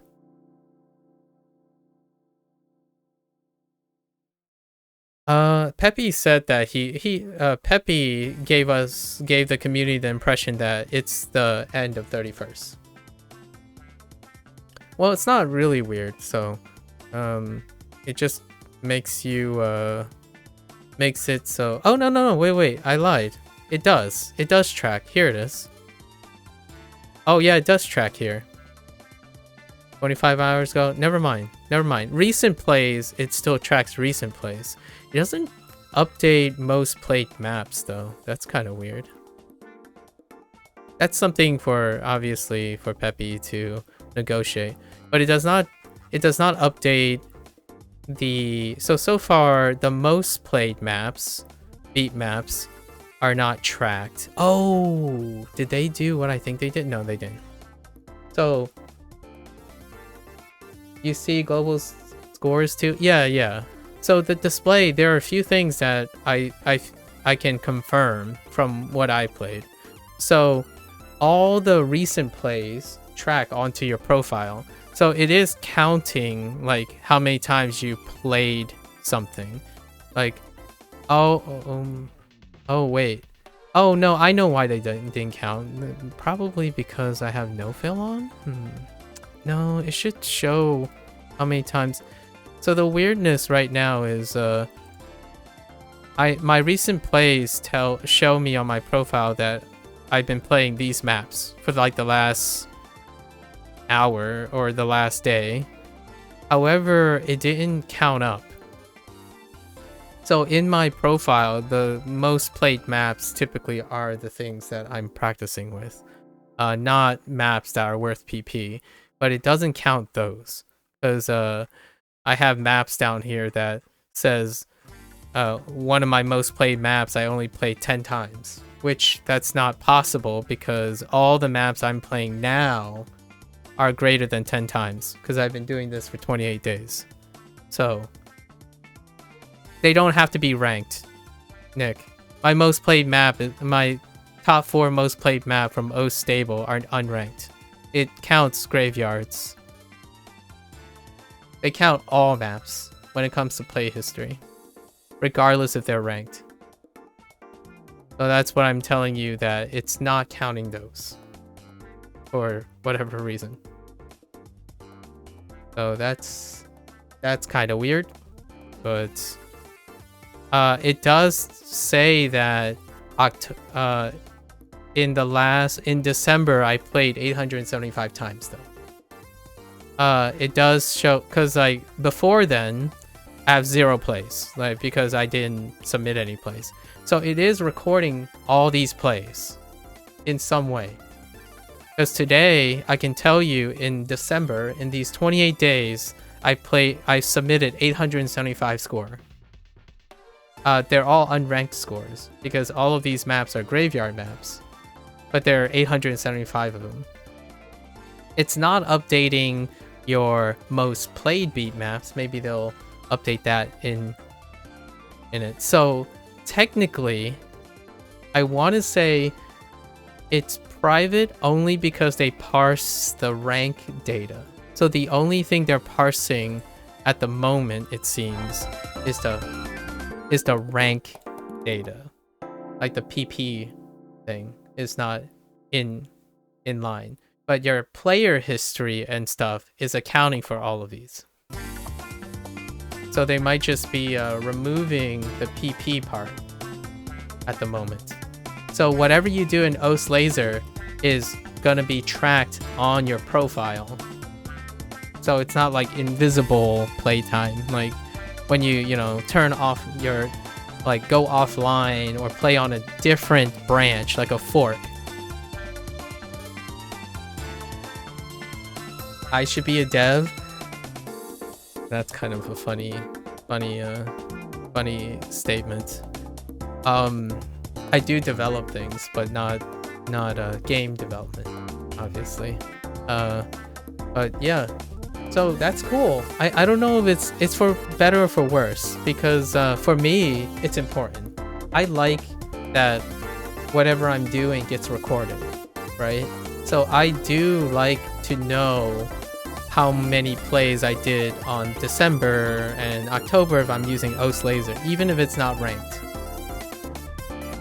Some people might not like that, because some people might think they only want to track ranked stuff. I always submit my scores. I only submit my scores. Do I only stream on YouTube? I'm streaming on both right now. I'm actually on Twitch right now too. I don't know if you're familiar, but simulcasting is an acceptable practice now. So yeah. Well, thank you. Feel free. And do enjoy OS Laser. I really encourage you to try OS Laser. Like it's fantastic. The thing. Yeah, thanks, Nick. The thing about OS Laser is that you can do a lot of other things, right? And definitely worth it. They just added this 3D thing, and I'm gonna mess around with it today, and then practice, and then get in some tapping practice as we go back down. But this stuff is trippy as heck.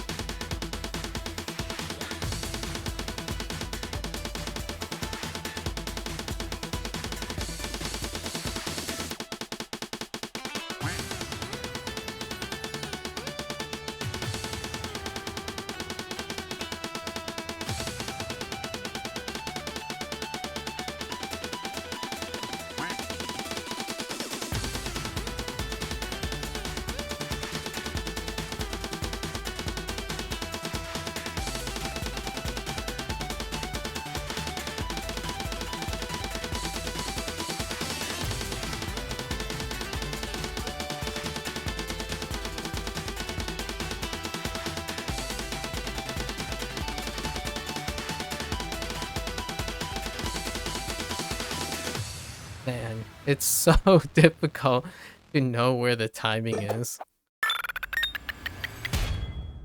I'm only doing practice maps, yeah.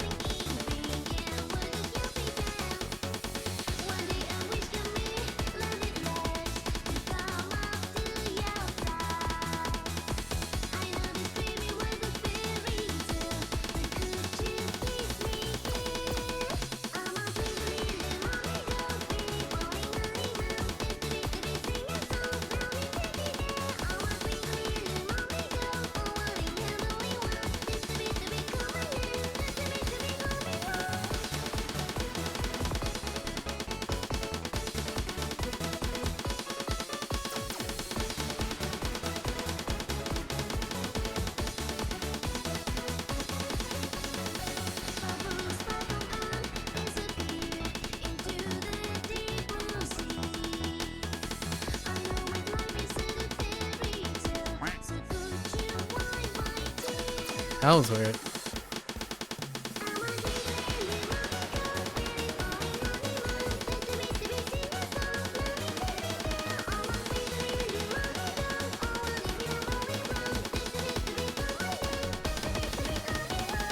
Man, that's so weird.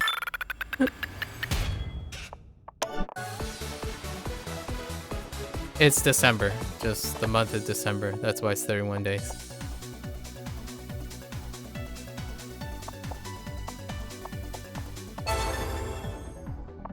There are 31 days in December.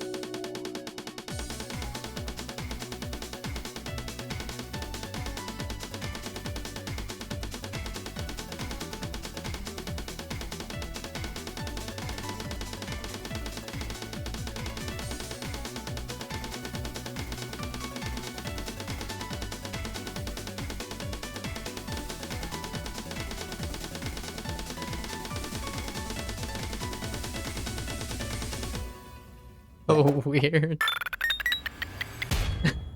Hey, coffers. It's the new mod that they added. It's called Depth, and it has a score failure error right now. So we're just warming up with the Depth mod. Coffers, didn't you always wanted 3D circles? Well, this is one way to play 3Ds. Some depth. Yeah, it's this thing. They added depth right here. 3D, almost 3D. It's 2.5D. This is what you know, coffers. You know, you're doing animation now. You know what 2.5D is. This is 2.5D.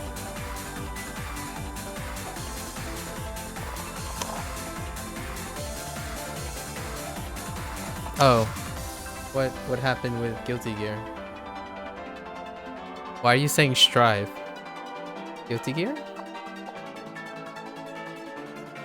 Oh, strive. Yeah, 2.5D. Yep. Only strive's visuals is 2.5D. So this is doing 2D images and then shifting planes, right? So what's a close 2.5D? It's like you know, any of the like Streets of Rage, the beat 'em up games. Oh, Call of the Lambs. When you were playing Call of the Lambs, that's 2.5D. So not only is the visuals on different planes, it's a 2D image moving back and forth, right? So Strive is a 2.5D looking game, but there's only one plane, right? This circle thing, like the depth, is like Cult of the Lambs, where the circle's active thing looks like it's occupying different planes, but it really isn't. Which, actually, now that I think about it, it's in between. Yeah, it's in between like the whole 2D platform, 2.5D game that moves in and out, and also the Guilty Gear thing. So when you're tapping, if you imagine it, which is really fun, by the way, it's a great mental exercise. If you just picture the stream as a straight line, like a flat 2D line, it's still the same. So like if you're just remove the 3D, the 0.5D aspect, you're literally visualizing the same stream again, which is a lot of fun. So that's why I'm doing it right now, just for warm up. And then when I go down, I'll turn it off. But it's a fun way to look at it. It's a different way to look at it. Like, legitimately the circles line up the same exact way, so you're just playing the same thing. And since I've done this the last 28 days, it's kind of fun.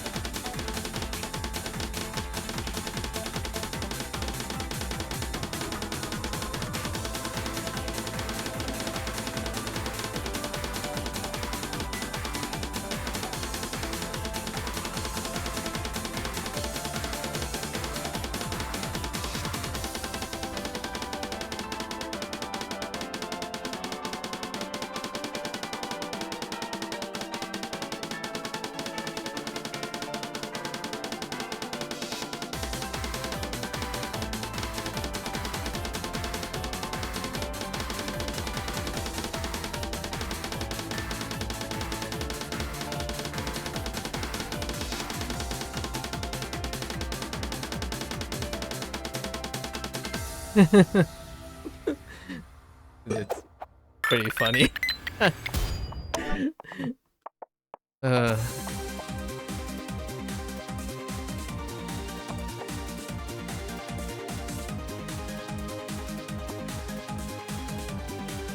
This is making this is entertaining me a lot. I didn't think I needed 2.5D OS, but here we are, 2.5D OS. At least you know what? Sun won't give me that, like Coffer's Sun won't give me that comment where he's like, but the circles are too 3D. It's like you can touch them. You remember when I used to use non-flat, like I added like shadows and stuff to the hit circles, like, but it's so 3D.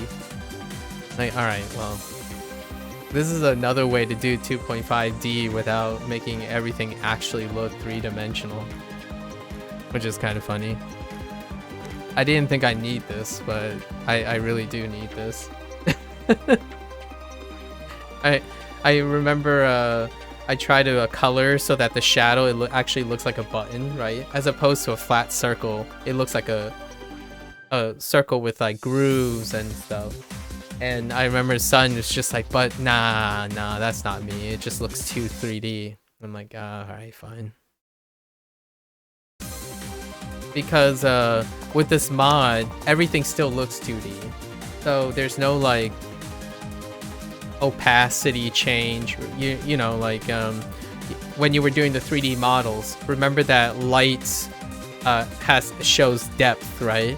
So technically, in order to get the real 3D look, the circles in the back has to come in to focus. So it's like something out of focus coming into focus, and then something that's like obscured, right? It's either darker or lighter coming back in. So what right now, what it is just a 2.5D perspective where everything's in focus and the object is just moving towards you. So it's like getting... Actually, I'm not sure if it's smaller to bigger. Yeah, it's smaller to bigger. So at least the object is... I gotta check that again. I'm pretty sure the circles are smaller and then they're becoming bigger. So that's another perspective to make it like look like it's 2.5D. But there are other things that makes it so that a 3D image actually looks 3D. Or like a 2D image actually is in 3-dimensional space, right? And we only have one perspective too. I'm pretty sure it was smaller, right? It's smaller going in. Let me see. Yeah.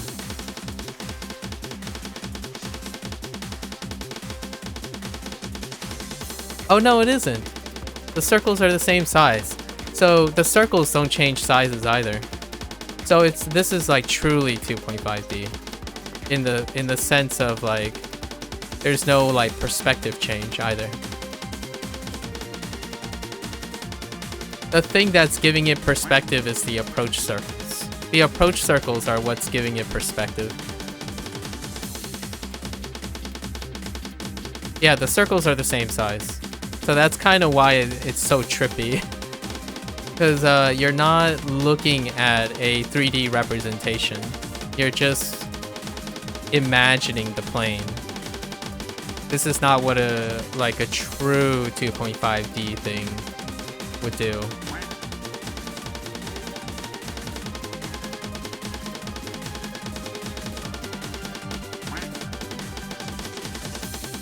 So it's closer to Guilty Gear Strive offers.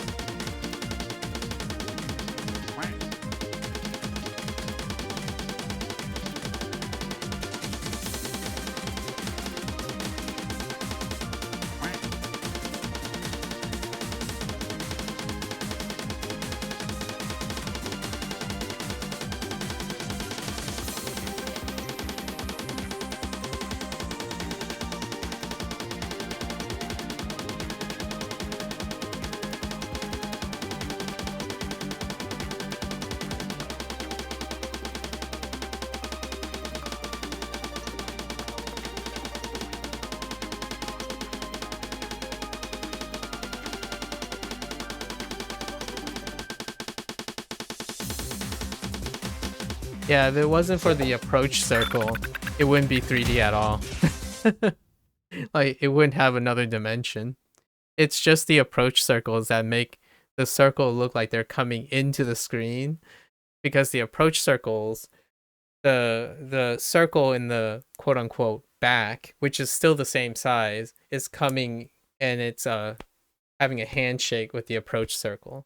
So you're just trying to imagine the approach circle and the circle hitting together, but the circles themselves don't change in size at all, which typically if it's a 3D thing, you would also see an object far away become larger as it's approaching, and also you probably see light differences. So it's probably more obscure in the back, maybe a little bit out of focus, and then it comes into focus kind of deal. Lots of the different like perspective changes. So it's kind of trippy. It's like not really 2.5D, but close enough. And the only reason I know how to like aim this and tap this is because it's only one shape. I can't even imagine what it looks like on a regular map. Like a map with random isolated elements. And we're not going to do that. I'm just doing this just to lighten up the mood for the warm-up. It's weird. It's really weird. Oh, and also no hit errors. The mod removes hit error, so I can't see like if I'm late or early or something. I have to actually look to the right, and it's hard to look to the right while doing this. So your dot and stuff are gone, which I use as a visual indicator to know if I'm early or late, right?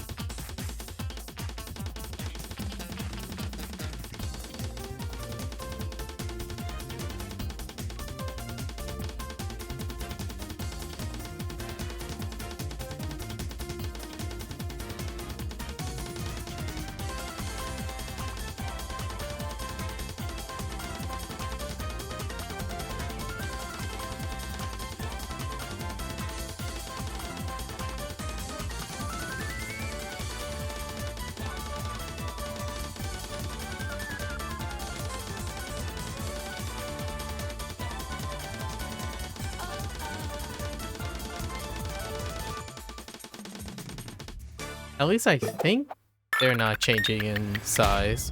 It might be subtle. I've been thinking the whole time. I'm like really concentrating on one circle and not sure if it's getting larger or not. It's kind of hard to tell because of the way the streams are stacked on because of these are streams and not one element. You can tell me if you can focus on the one circle.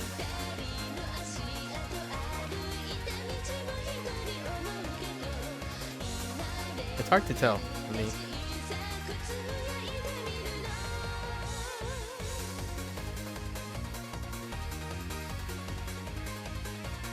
I think they're more or less the same size.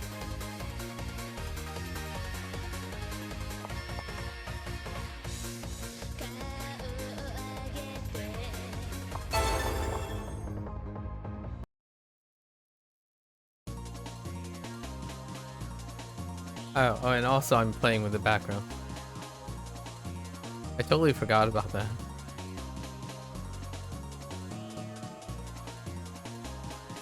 Too many things happening at the same time.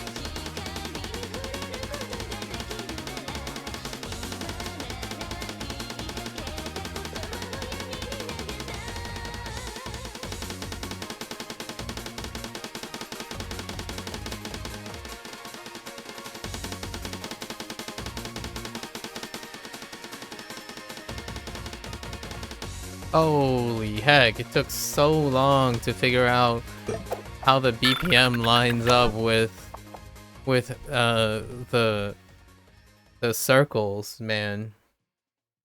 Wow. That is so confusing when the BPM changes. Like, I just couldn't figure it out until near the end. Like, I was completely late for a really long time thinking I was on time. Then I was super early, and then near the end it was kinda alright. Holy heck. The depth.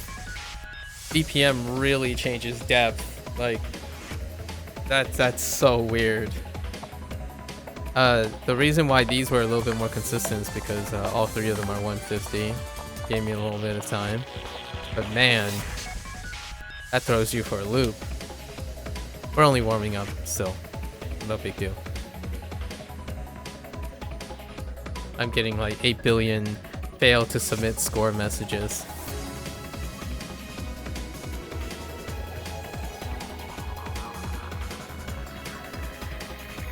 Oh, you know what would be nuts, Coffers?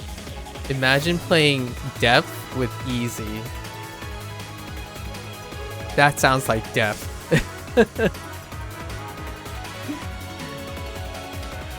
Have easy mod on with depth. Like, what's going on? Hold up. Now we have to know, right? Oh, it's compatible. Easy is compatible with. We're just gonna look at it, all right? I'm not gonna even play it. Oh no, you can't autoplay it. Oh, but you can autopilot though. Let's just take a look at it.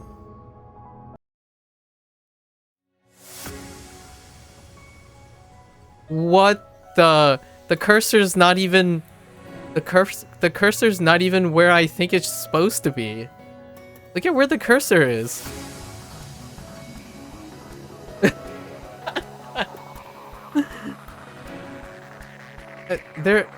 That can't be right? There's no way the cursor's that far ahead. What? Like the cursor's not even near the circle. It's like on the edge of the circle. Wait. Okay, the circles are getting bigger though. The circles are getting bigger. Right? Or is this an optical illusion? Hold up. Yeah, they're getting bigger. Yeah. It's even more noticeable when you do the CS thing. Yeah. Yeah.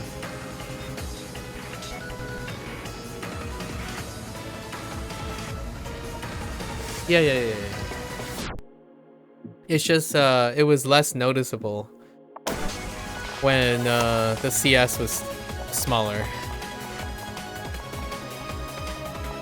Alright. Enough of that crazy shenanigans. Okay. That's so funny.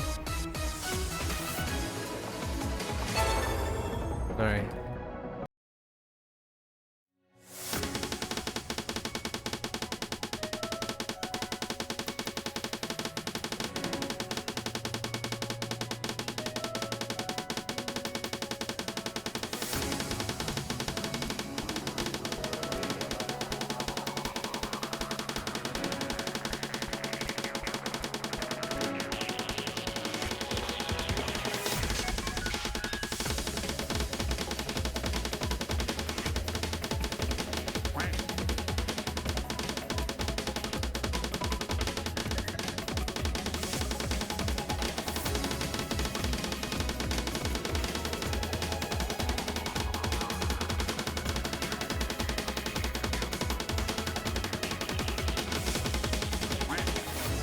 Oops.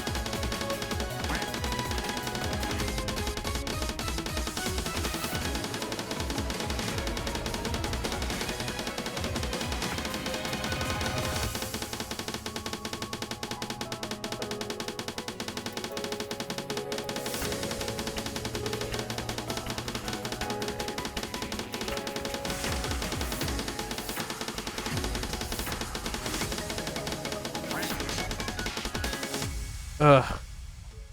And that's so rough.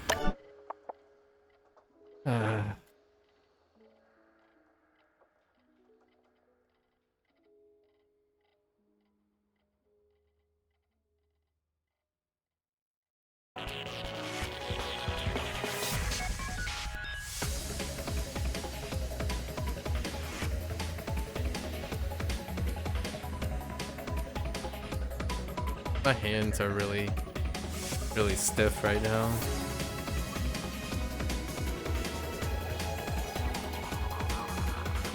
Good luck. Good luck with the egging.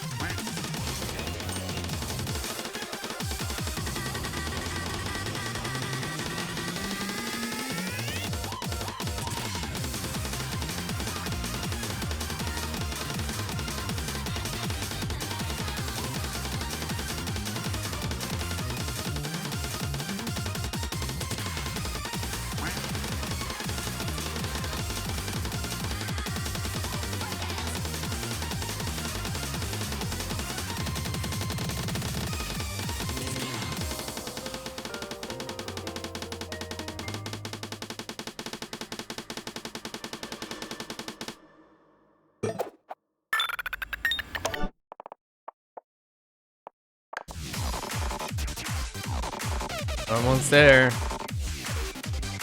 I still don't think I'm feeling as rested as I would like to be for 163 plus.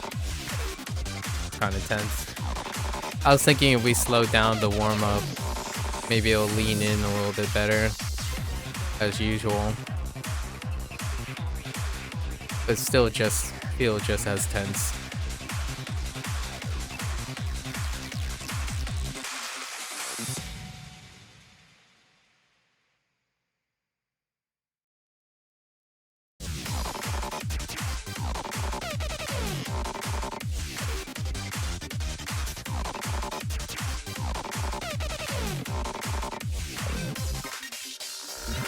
Has something in my teeth.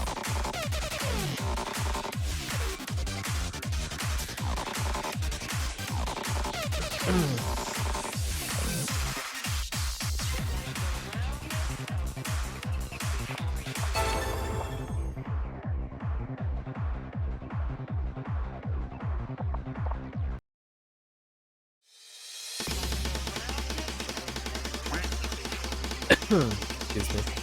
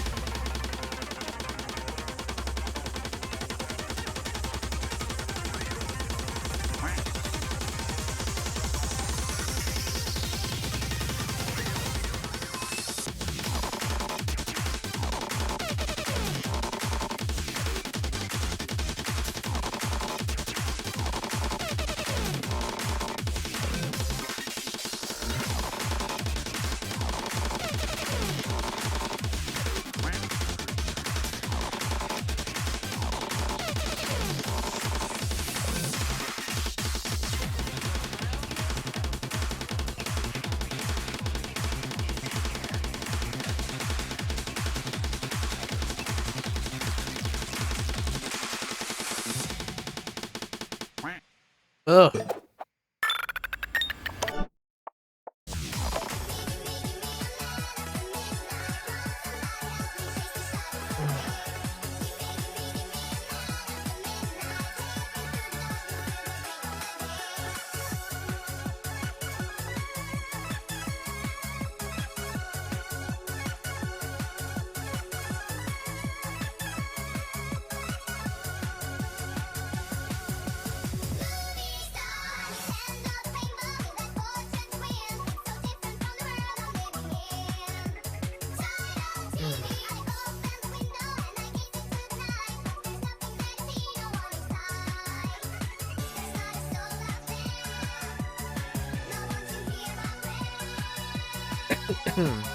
Excuse me.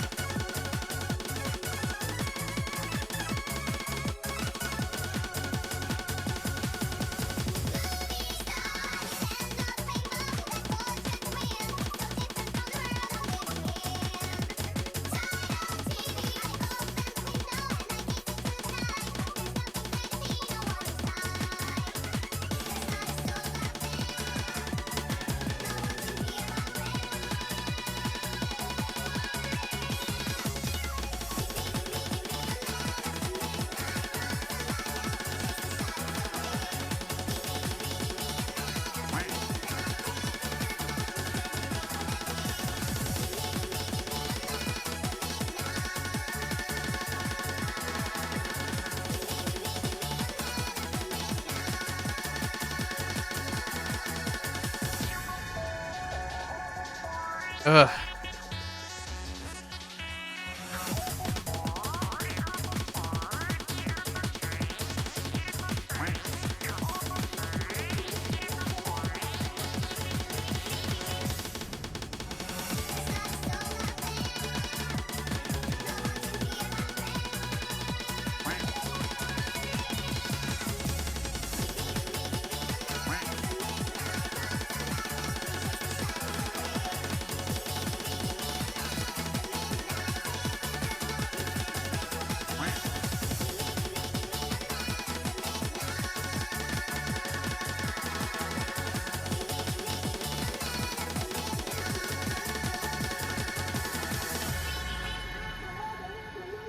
Alright, alright. That's enough of invalid scores.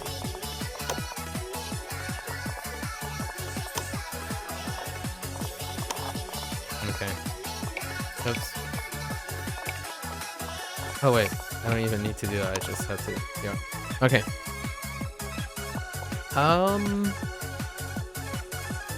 We'll try this again. See if I'm straining a bit. There's quite a bit of strain.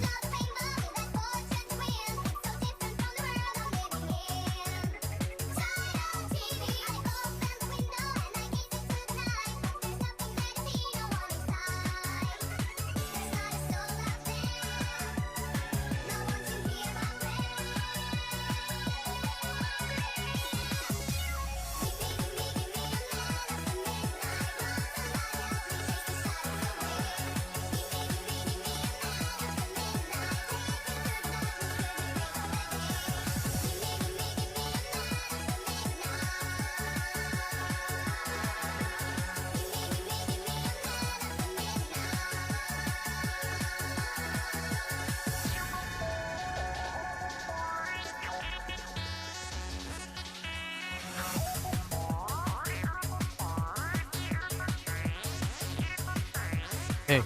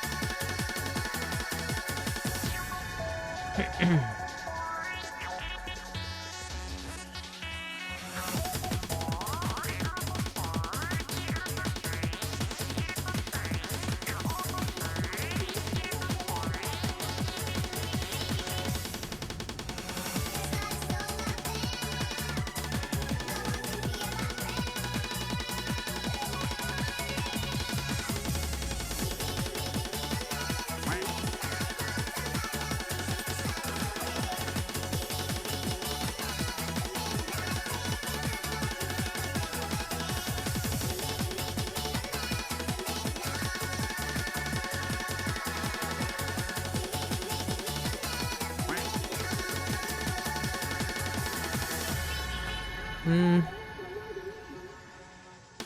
Hmm.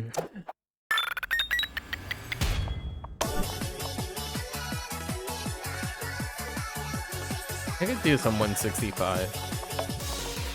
Let's do some 165. And go back down.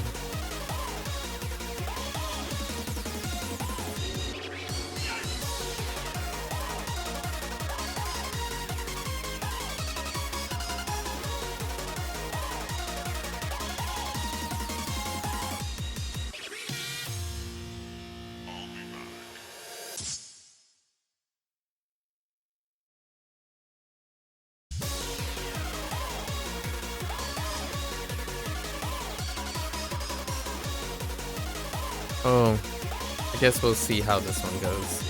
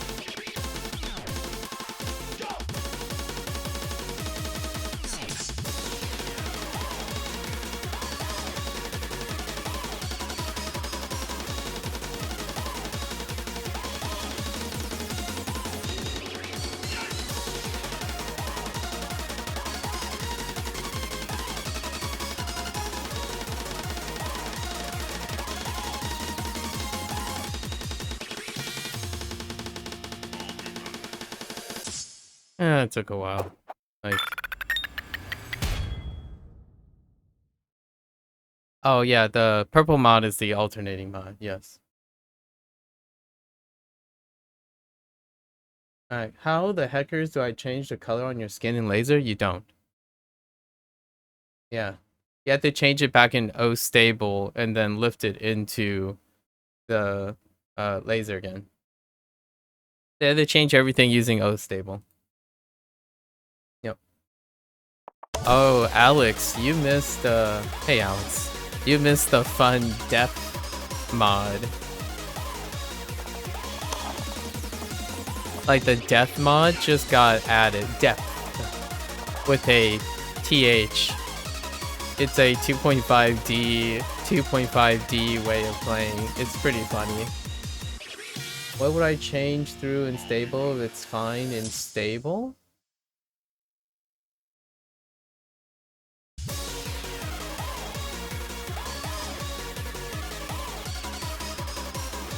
The colors of your skin, like the circles, right? You're talking about your circles in your gameplay. It's in that text file.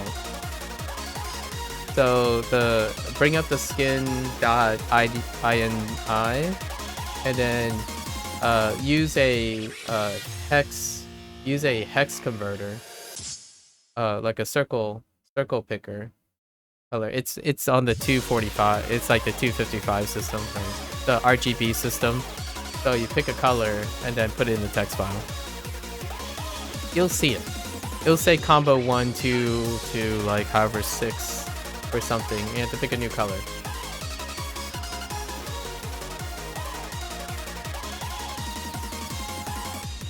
What would you change the So unstable, if it's fine and stable? Yeah, I don't know what you mean then. But in laser, when imported, it doesn't show the same.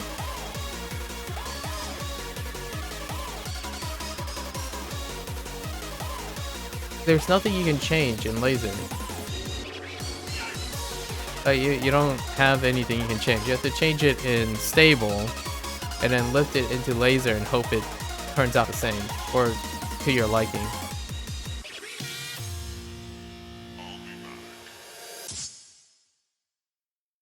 You could. There is this thing right here, in the beginning, up here. You only have one combo color. I mean, there is this thing, the combo color normalizer, but me and Sun didn't find any difference when you're using this. This doesn't actually do anything. At least to my eyes, it doesn't do anything.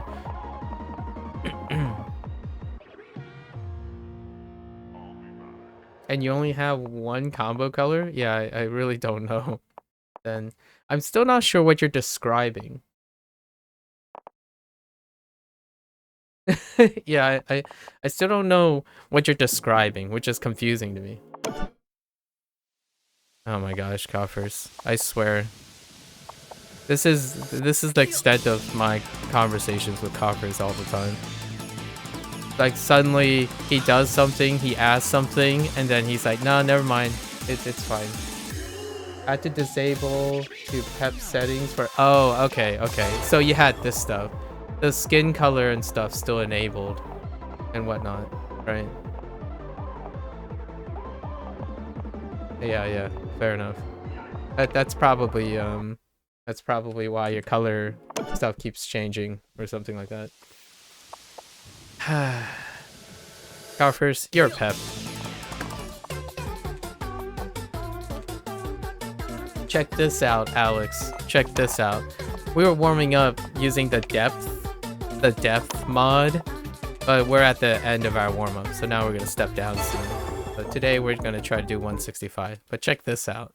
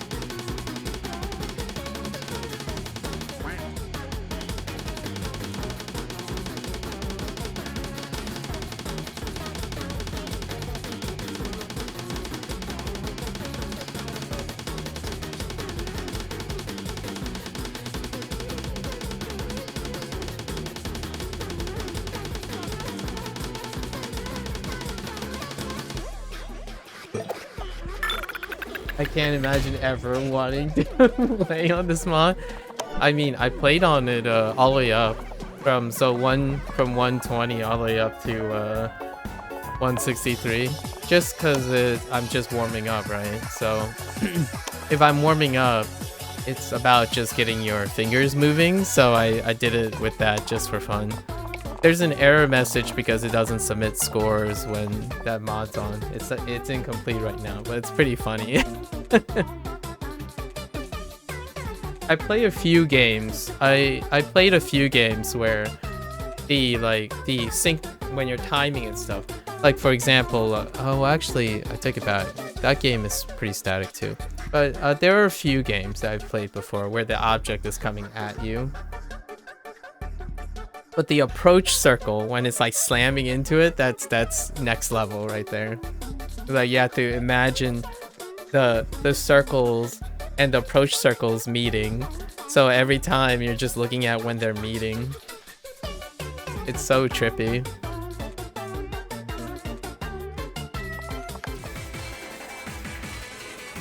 Yeah, we're trying to do 165 today. We stopped at 163 yesterday. I'm just gonna push just a little bit, only a little bit. We're not trying to push for endurance anymore as we're wrapping up. But yeah, fun times. I love patches. Peppy's comment was, well, we're still working on that PP thing. 3 days to go. He didn't really say 3 days ago, but you know, still working on PP thing. Meanwhile, here's a bunch of updates, and there are lots of things that changed. Like the UI changed, the top bar pretty much changed quite dramatically. How the setting is laid out is like this part is changed as well. There were a lot of things, but I don't know how they affect like what they look like. But some of the stuff that involves me, the top bar, a lot of things on the top bar change, including the settings. And then the mod, the new fun mod, depth. That's relevant to me anyways. There was a lot of gameplay stuff that I wouldn't notice because I don't play rank too often.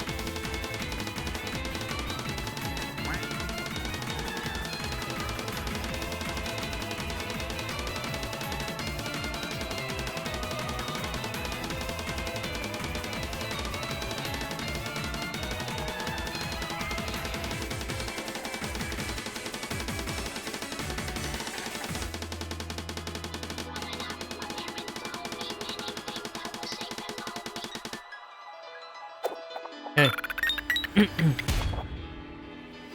Hey. 165 is good enough for today. Kind of like near the edge, but not over the edge. And I kind of don't want to go over the edge for the last couple of days. So we'll just drop down now. This one's probably a little bit more over the edge than the other, because it's 40 seconds longer. Oh, and then we have to get used to seeing things in 2D again, as opposed to 2.5D. That was a little bit of an adjustment at the beginning of our last map play.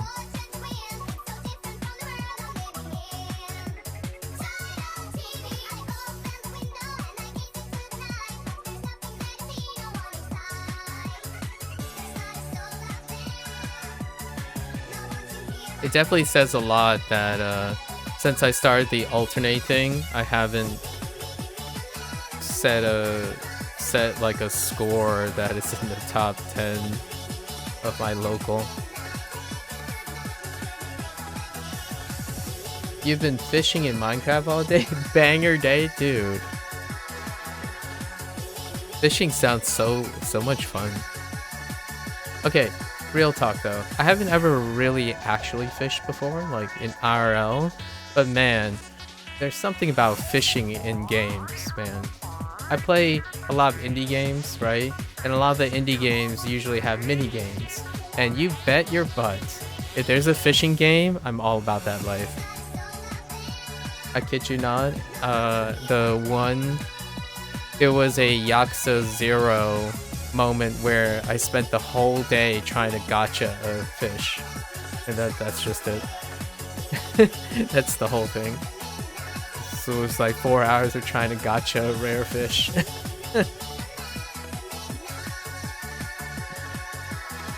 Is there like is there more to fishing in Minecraft?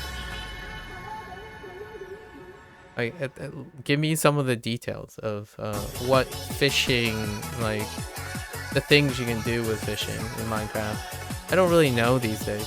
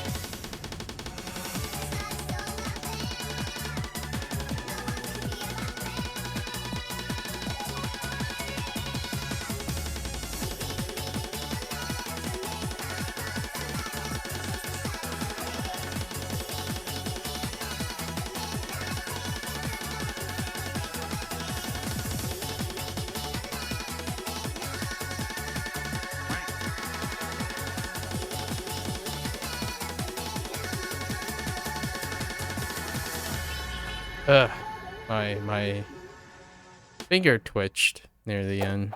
I was kind of at least hoping that there were no twitches. You cast rod, get fish. If I play a server, it's a bit more fun there. You can fish up monsters. Oh. And crush them, huh? I see. Which, by the way, this is... I guess I'm gonna plug this a little bit. But I'm going to be playing a game called Dredge soon. And Dredge, it's a roguelite where you're on a fishing boat. Trying to traverse different rivers and kind of open bay areas, and the sea is populated by Lovecraftian horrors. I do play quite a few Lovecraftian stuff, so when you're thinking about like fishing up monsters and whatnot, a lot of times you think of Lovecraft, and the whole like fishing, sailing, and horrors in the sea. That's kind of a very classical backdrop for indie games, especially the roguelite and roguelike genre.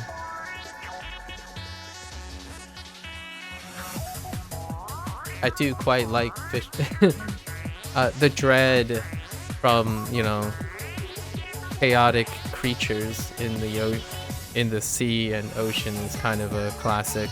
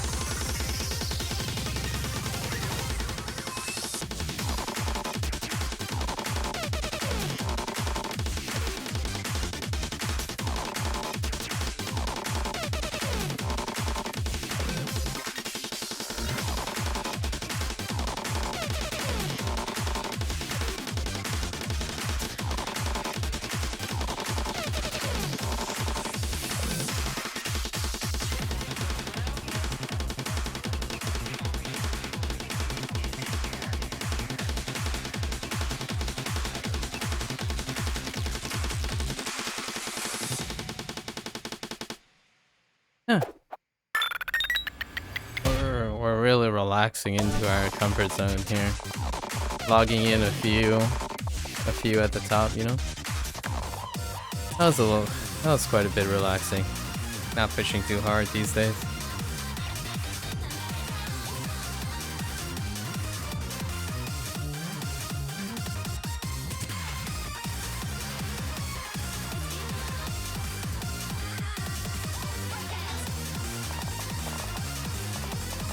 Oof. The last couple of days have been quite a bit off. Oh, hey, it does submit the score. Right here. It does submit the score, even though it has an error here. There it is. Oh, at the bottom. Man, the last couple of days have been a bit of a struggle.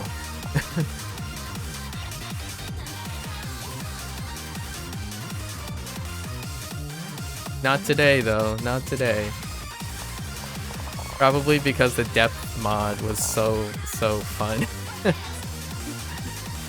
I wasn't, you know, something I didn't ask for or didn't plan. And that's kind of the invigorating part, right?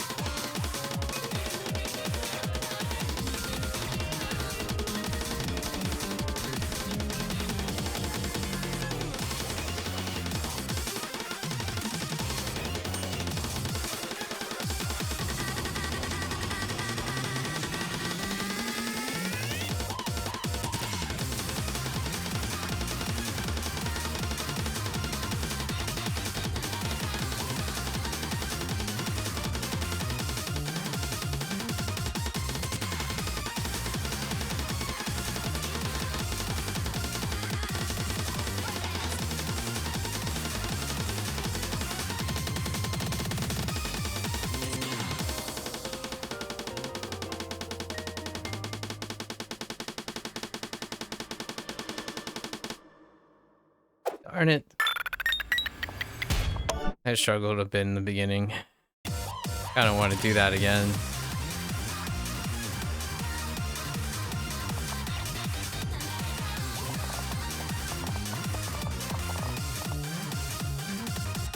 That's okay.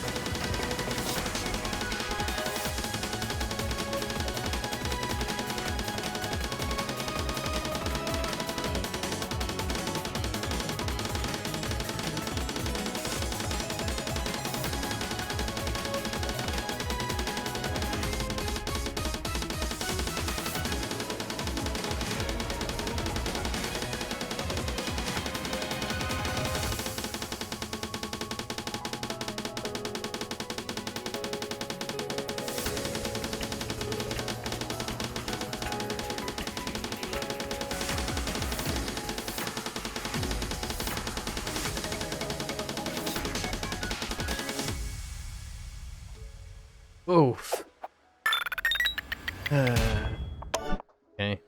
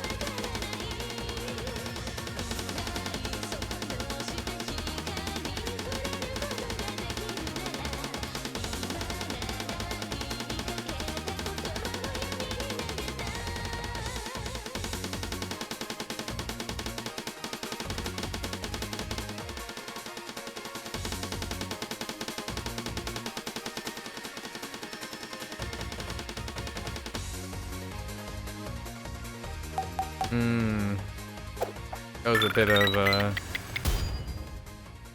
different twitching here and there.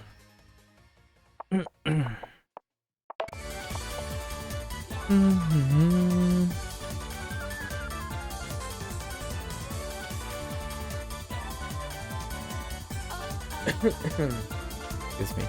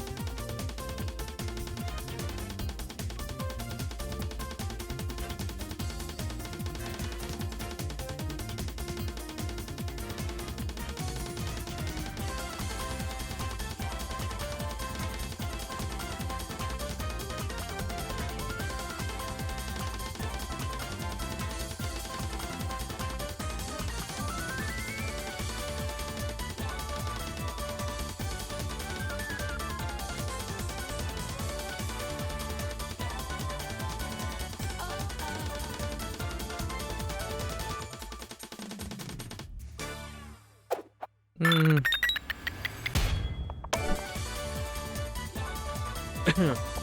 Definitely could have been a bit cleaner there.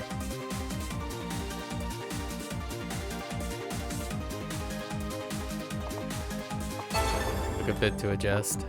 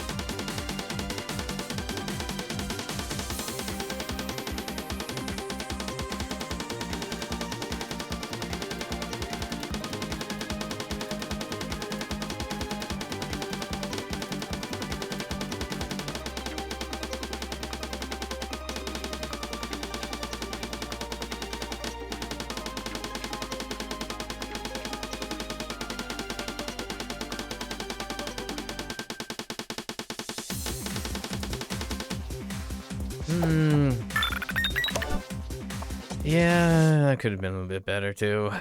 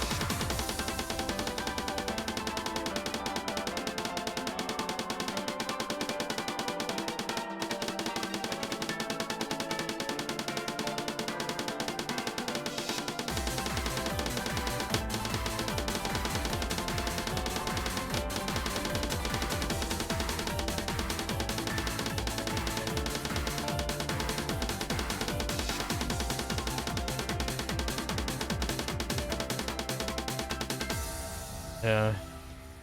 Kind of stumbled like 3 times.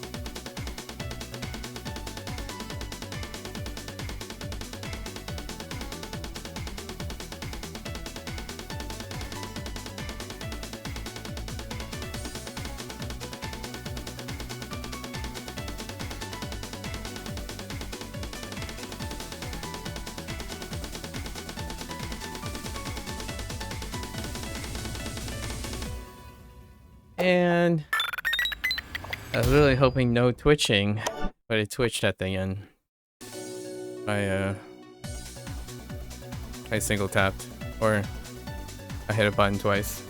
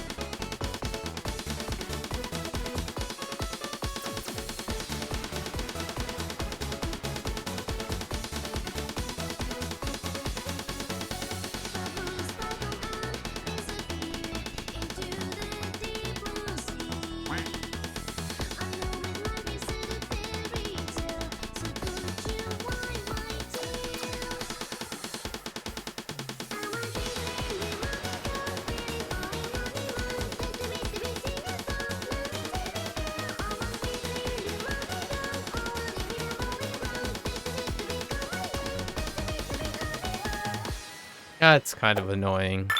The heckin' stutter on my fingers. That kind of triggered me a little bit.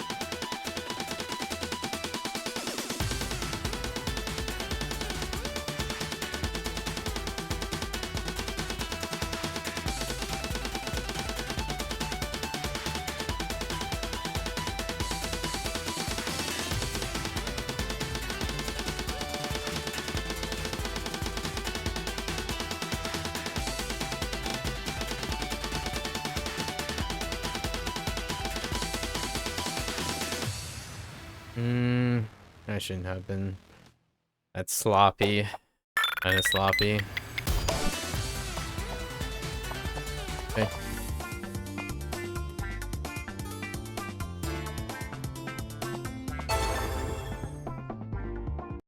Slop it up.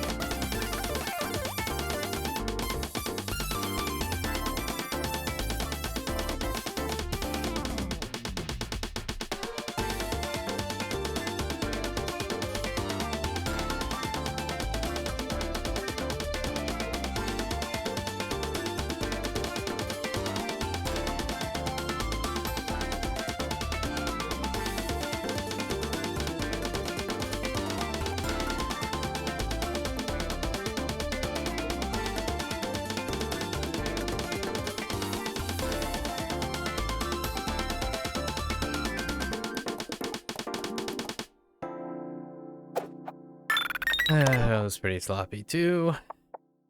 Hmm.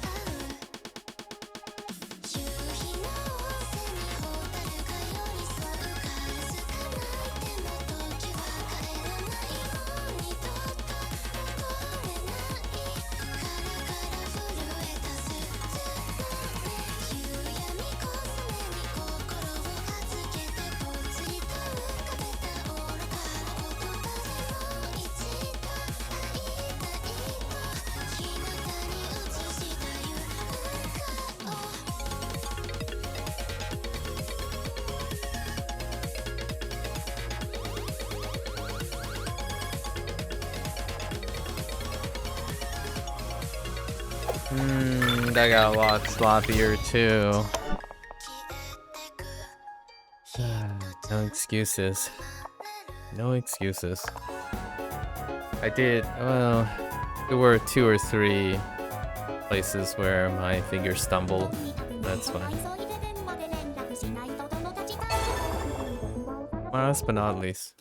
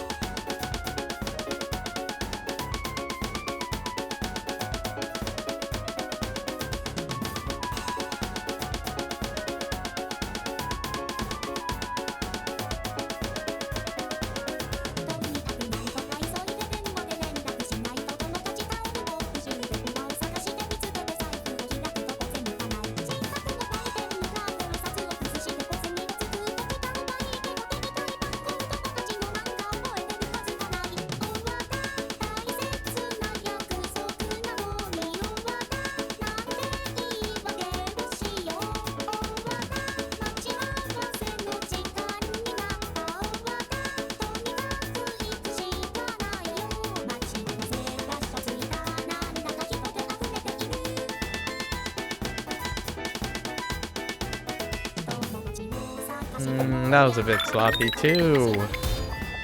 Man, today is some slot Thursday.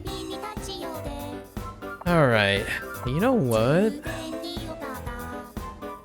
I guess I did play for 2 hours. The first hour was a digression, so... you know, let's play a little bit. Just a wee bit. Because, we do have these feature artist lists. Let's do a little bit. Let's do a milli. Let's do some milli stuff. Actually, Nanobi is a good one. Just a smidge. And I gotta remember to turn this off. Yeah, no fail. We'll just keep no fail on. It's not a big deal.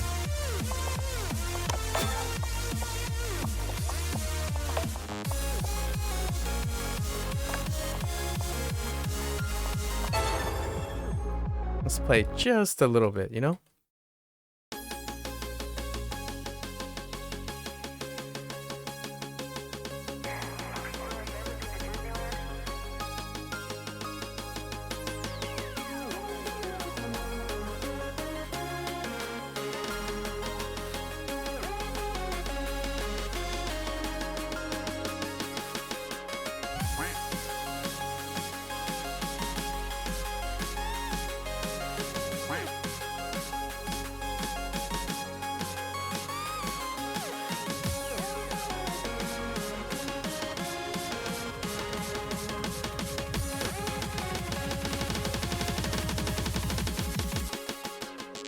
Oh man, the AR is so different.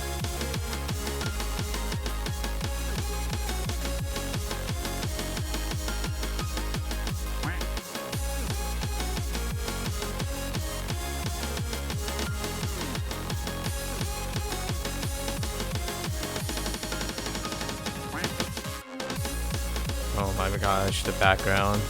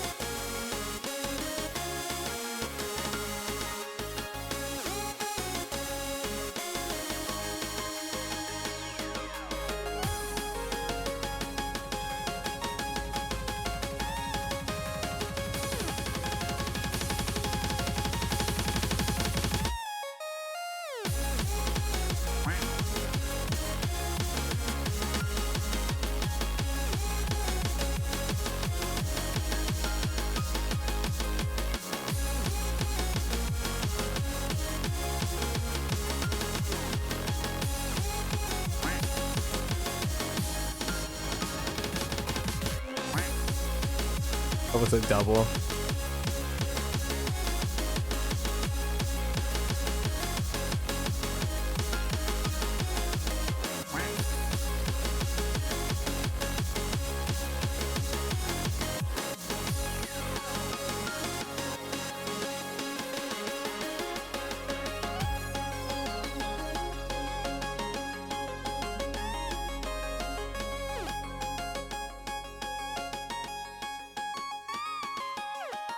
Oh man, slider head timing. That's gonna be something.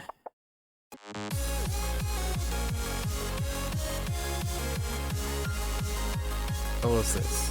9.3? Really? 9.3? Alright.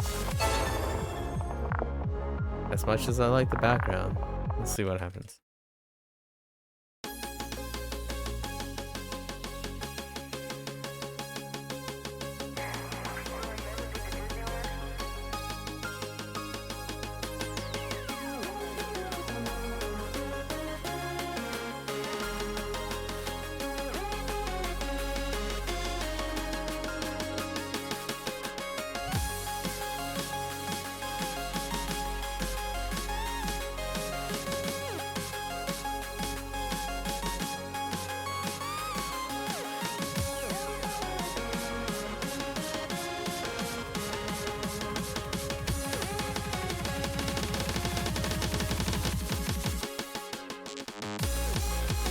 It's gonna take a while to get used to the AR again.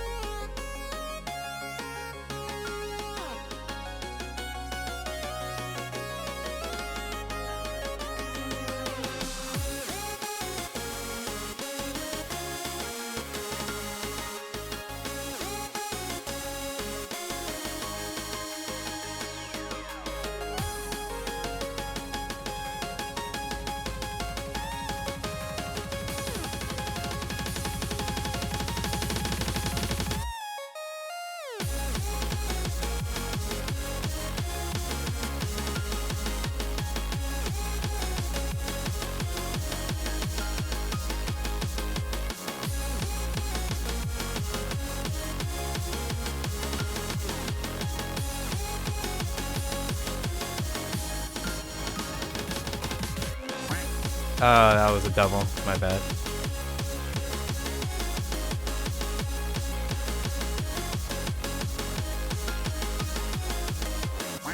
Whoops.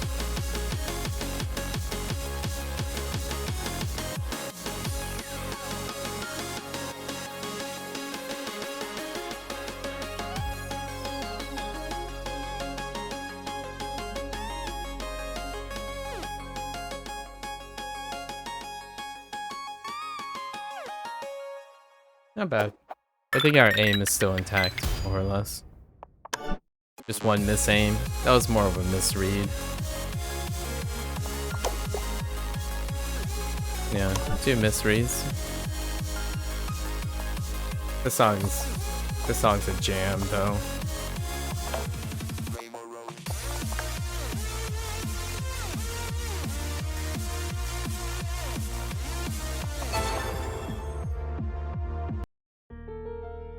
It'll be a while before I can get the slider timings right. Slider heads have timing. It'll be a bit.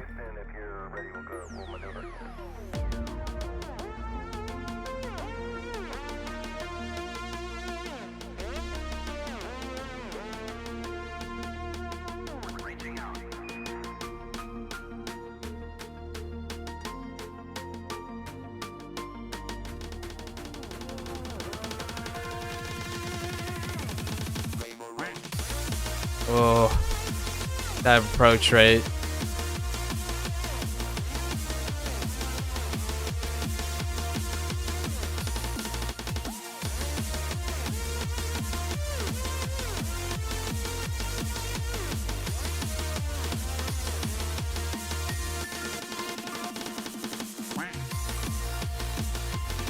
I am distracted by what for whatever reason, I saw some weird line artifacts. I don't know what they are. They're like backspaces. I could have sworn I saw a few backspaces.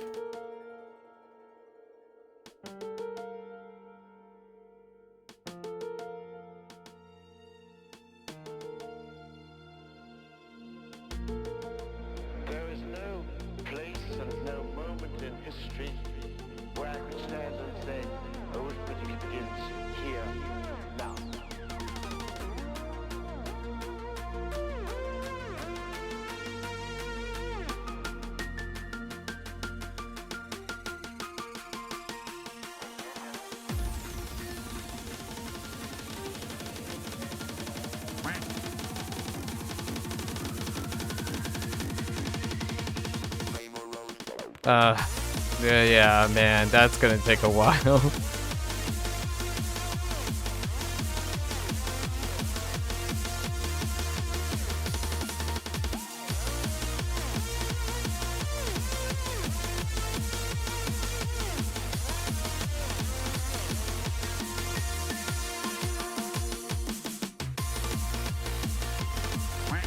Whoops.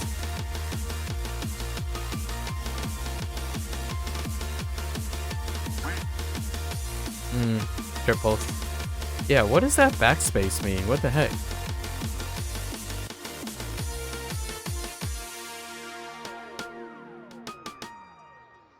There are a couple backspaces in there. What is that triggering? Is it like a slider tick or something?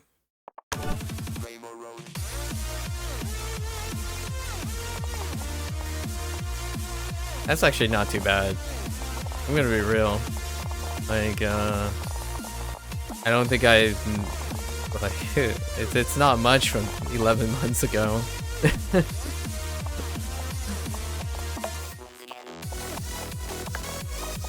You know it's working. Yeah, aim.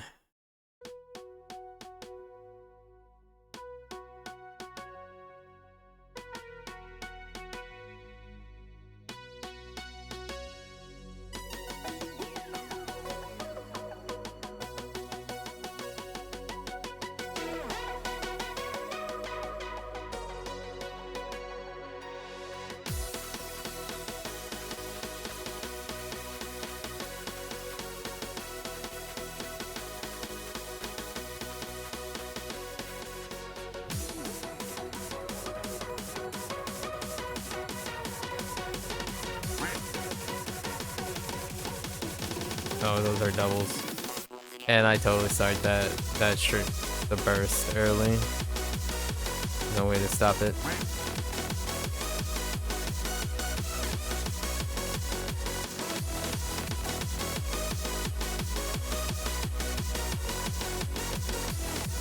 Oops, misread that.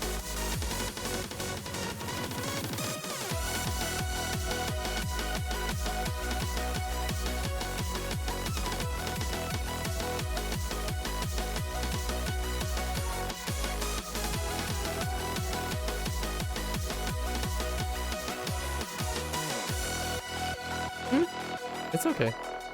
It feels really lifting though. This is so much less taxing in both my left and right hand at the same time. It's almost like being on air right now.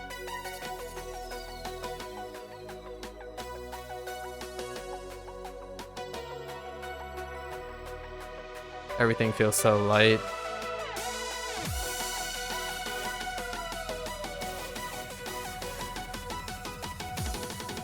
Whoops.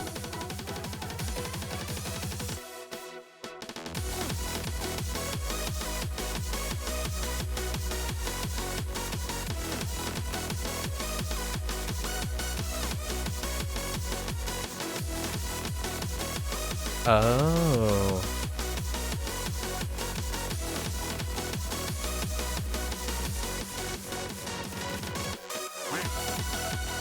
Oh, they have something to do with slider ends.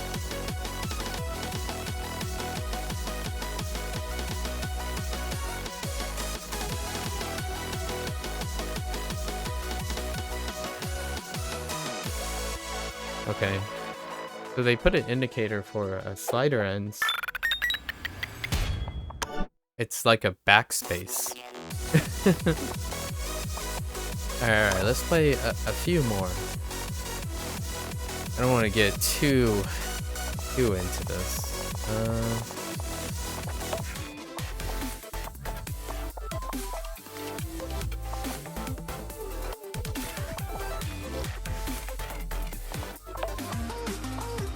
Oh, I do like this one. It's a shame there's only a TV-sized version of this. That is featured.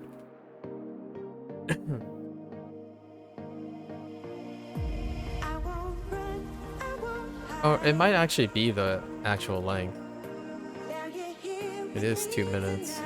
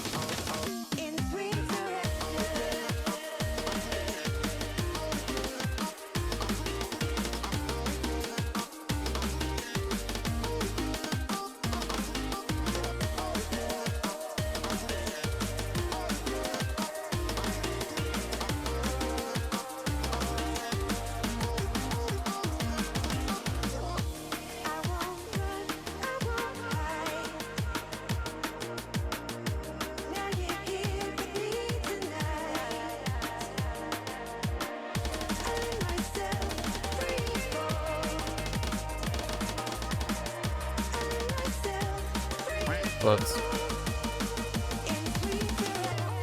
That was a triple, not a double.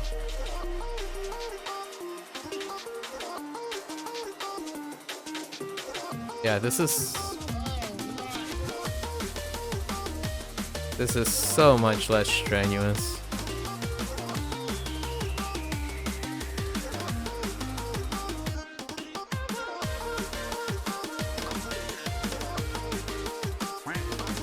Whoops.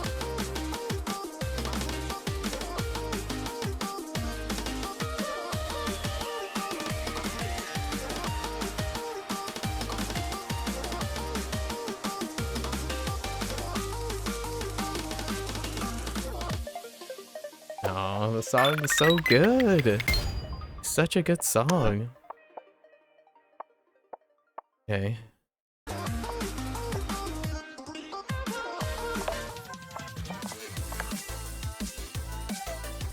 This is a great song too. Cut version. Only 2 minutes.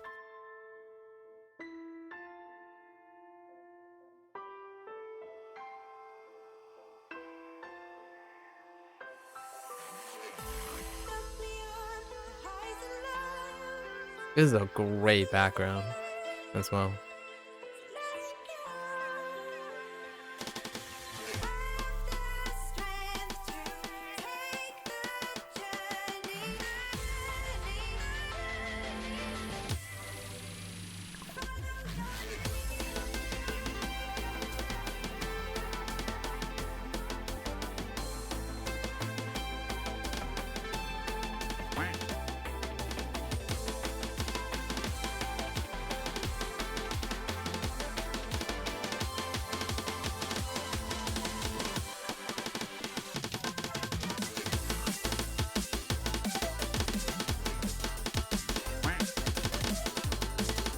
Oh, I don't think I can do doubles like that.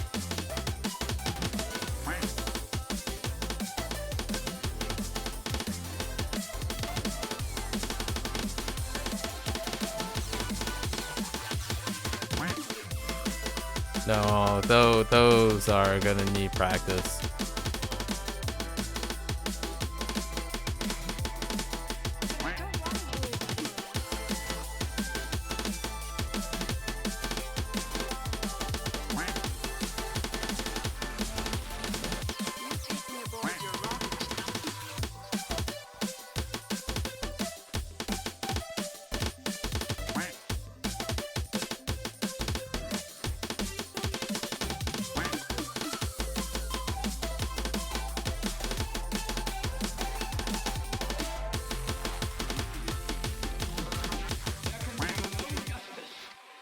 Oh, sorry. I was seeing if I could, if my actually tapping is actually triggering my mic. Because that's a struggle to start and stop so rapidly. I don't know if I can do doubles. Try that again. One more time. Yeah, no matter how hard I hit, it won't trigger my mic. Good.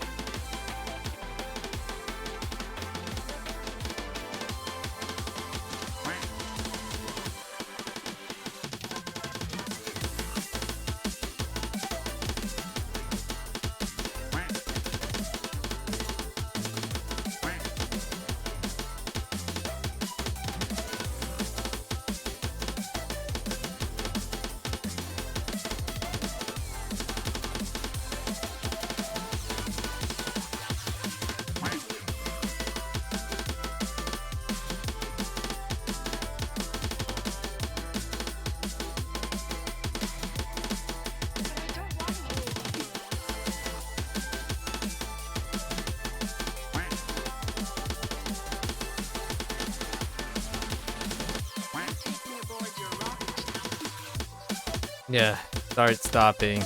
That's not. Yeah, like my hand, my finger, my ring finger isn't even lifting for those.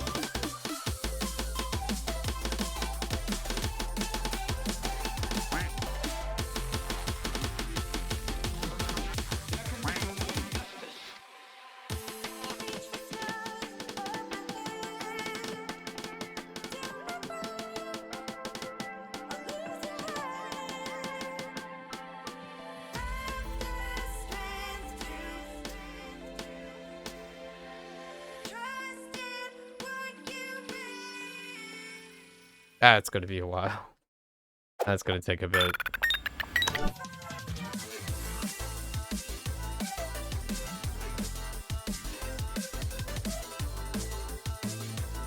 Alright.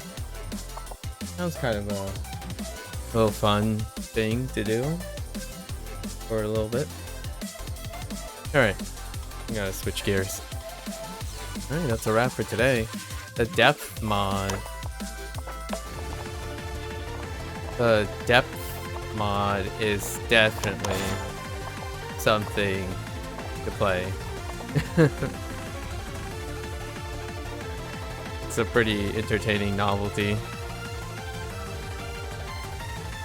Alright folks, it's a wrap for Oast today.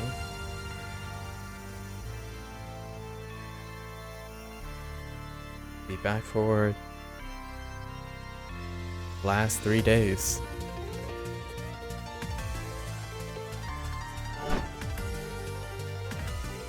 A tip for you. Try adjusting the screen scaling mode to change your UI. Oh, fair enough. See you next time. Take care.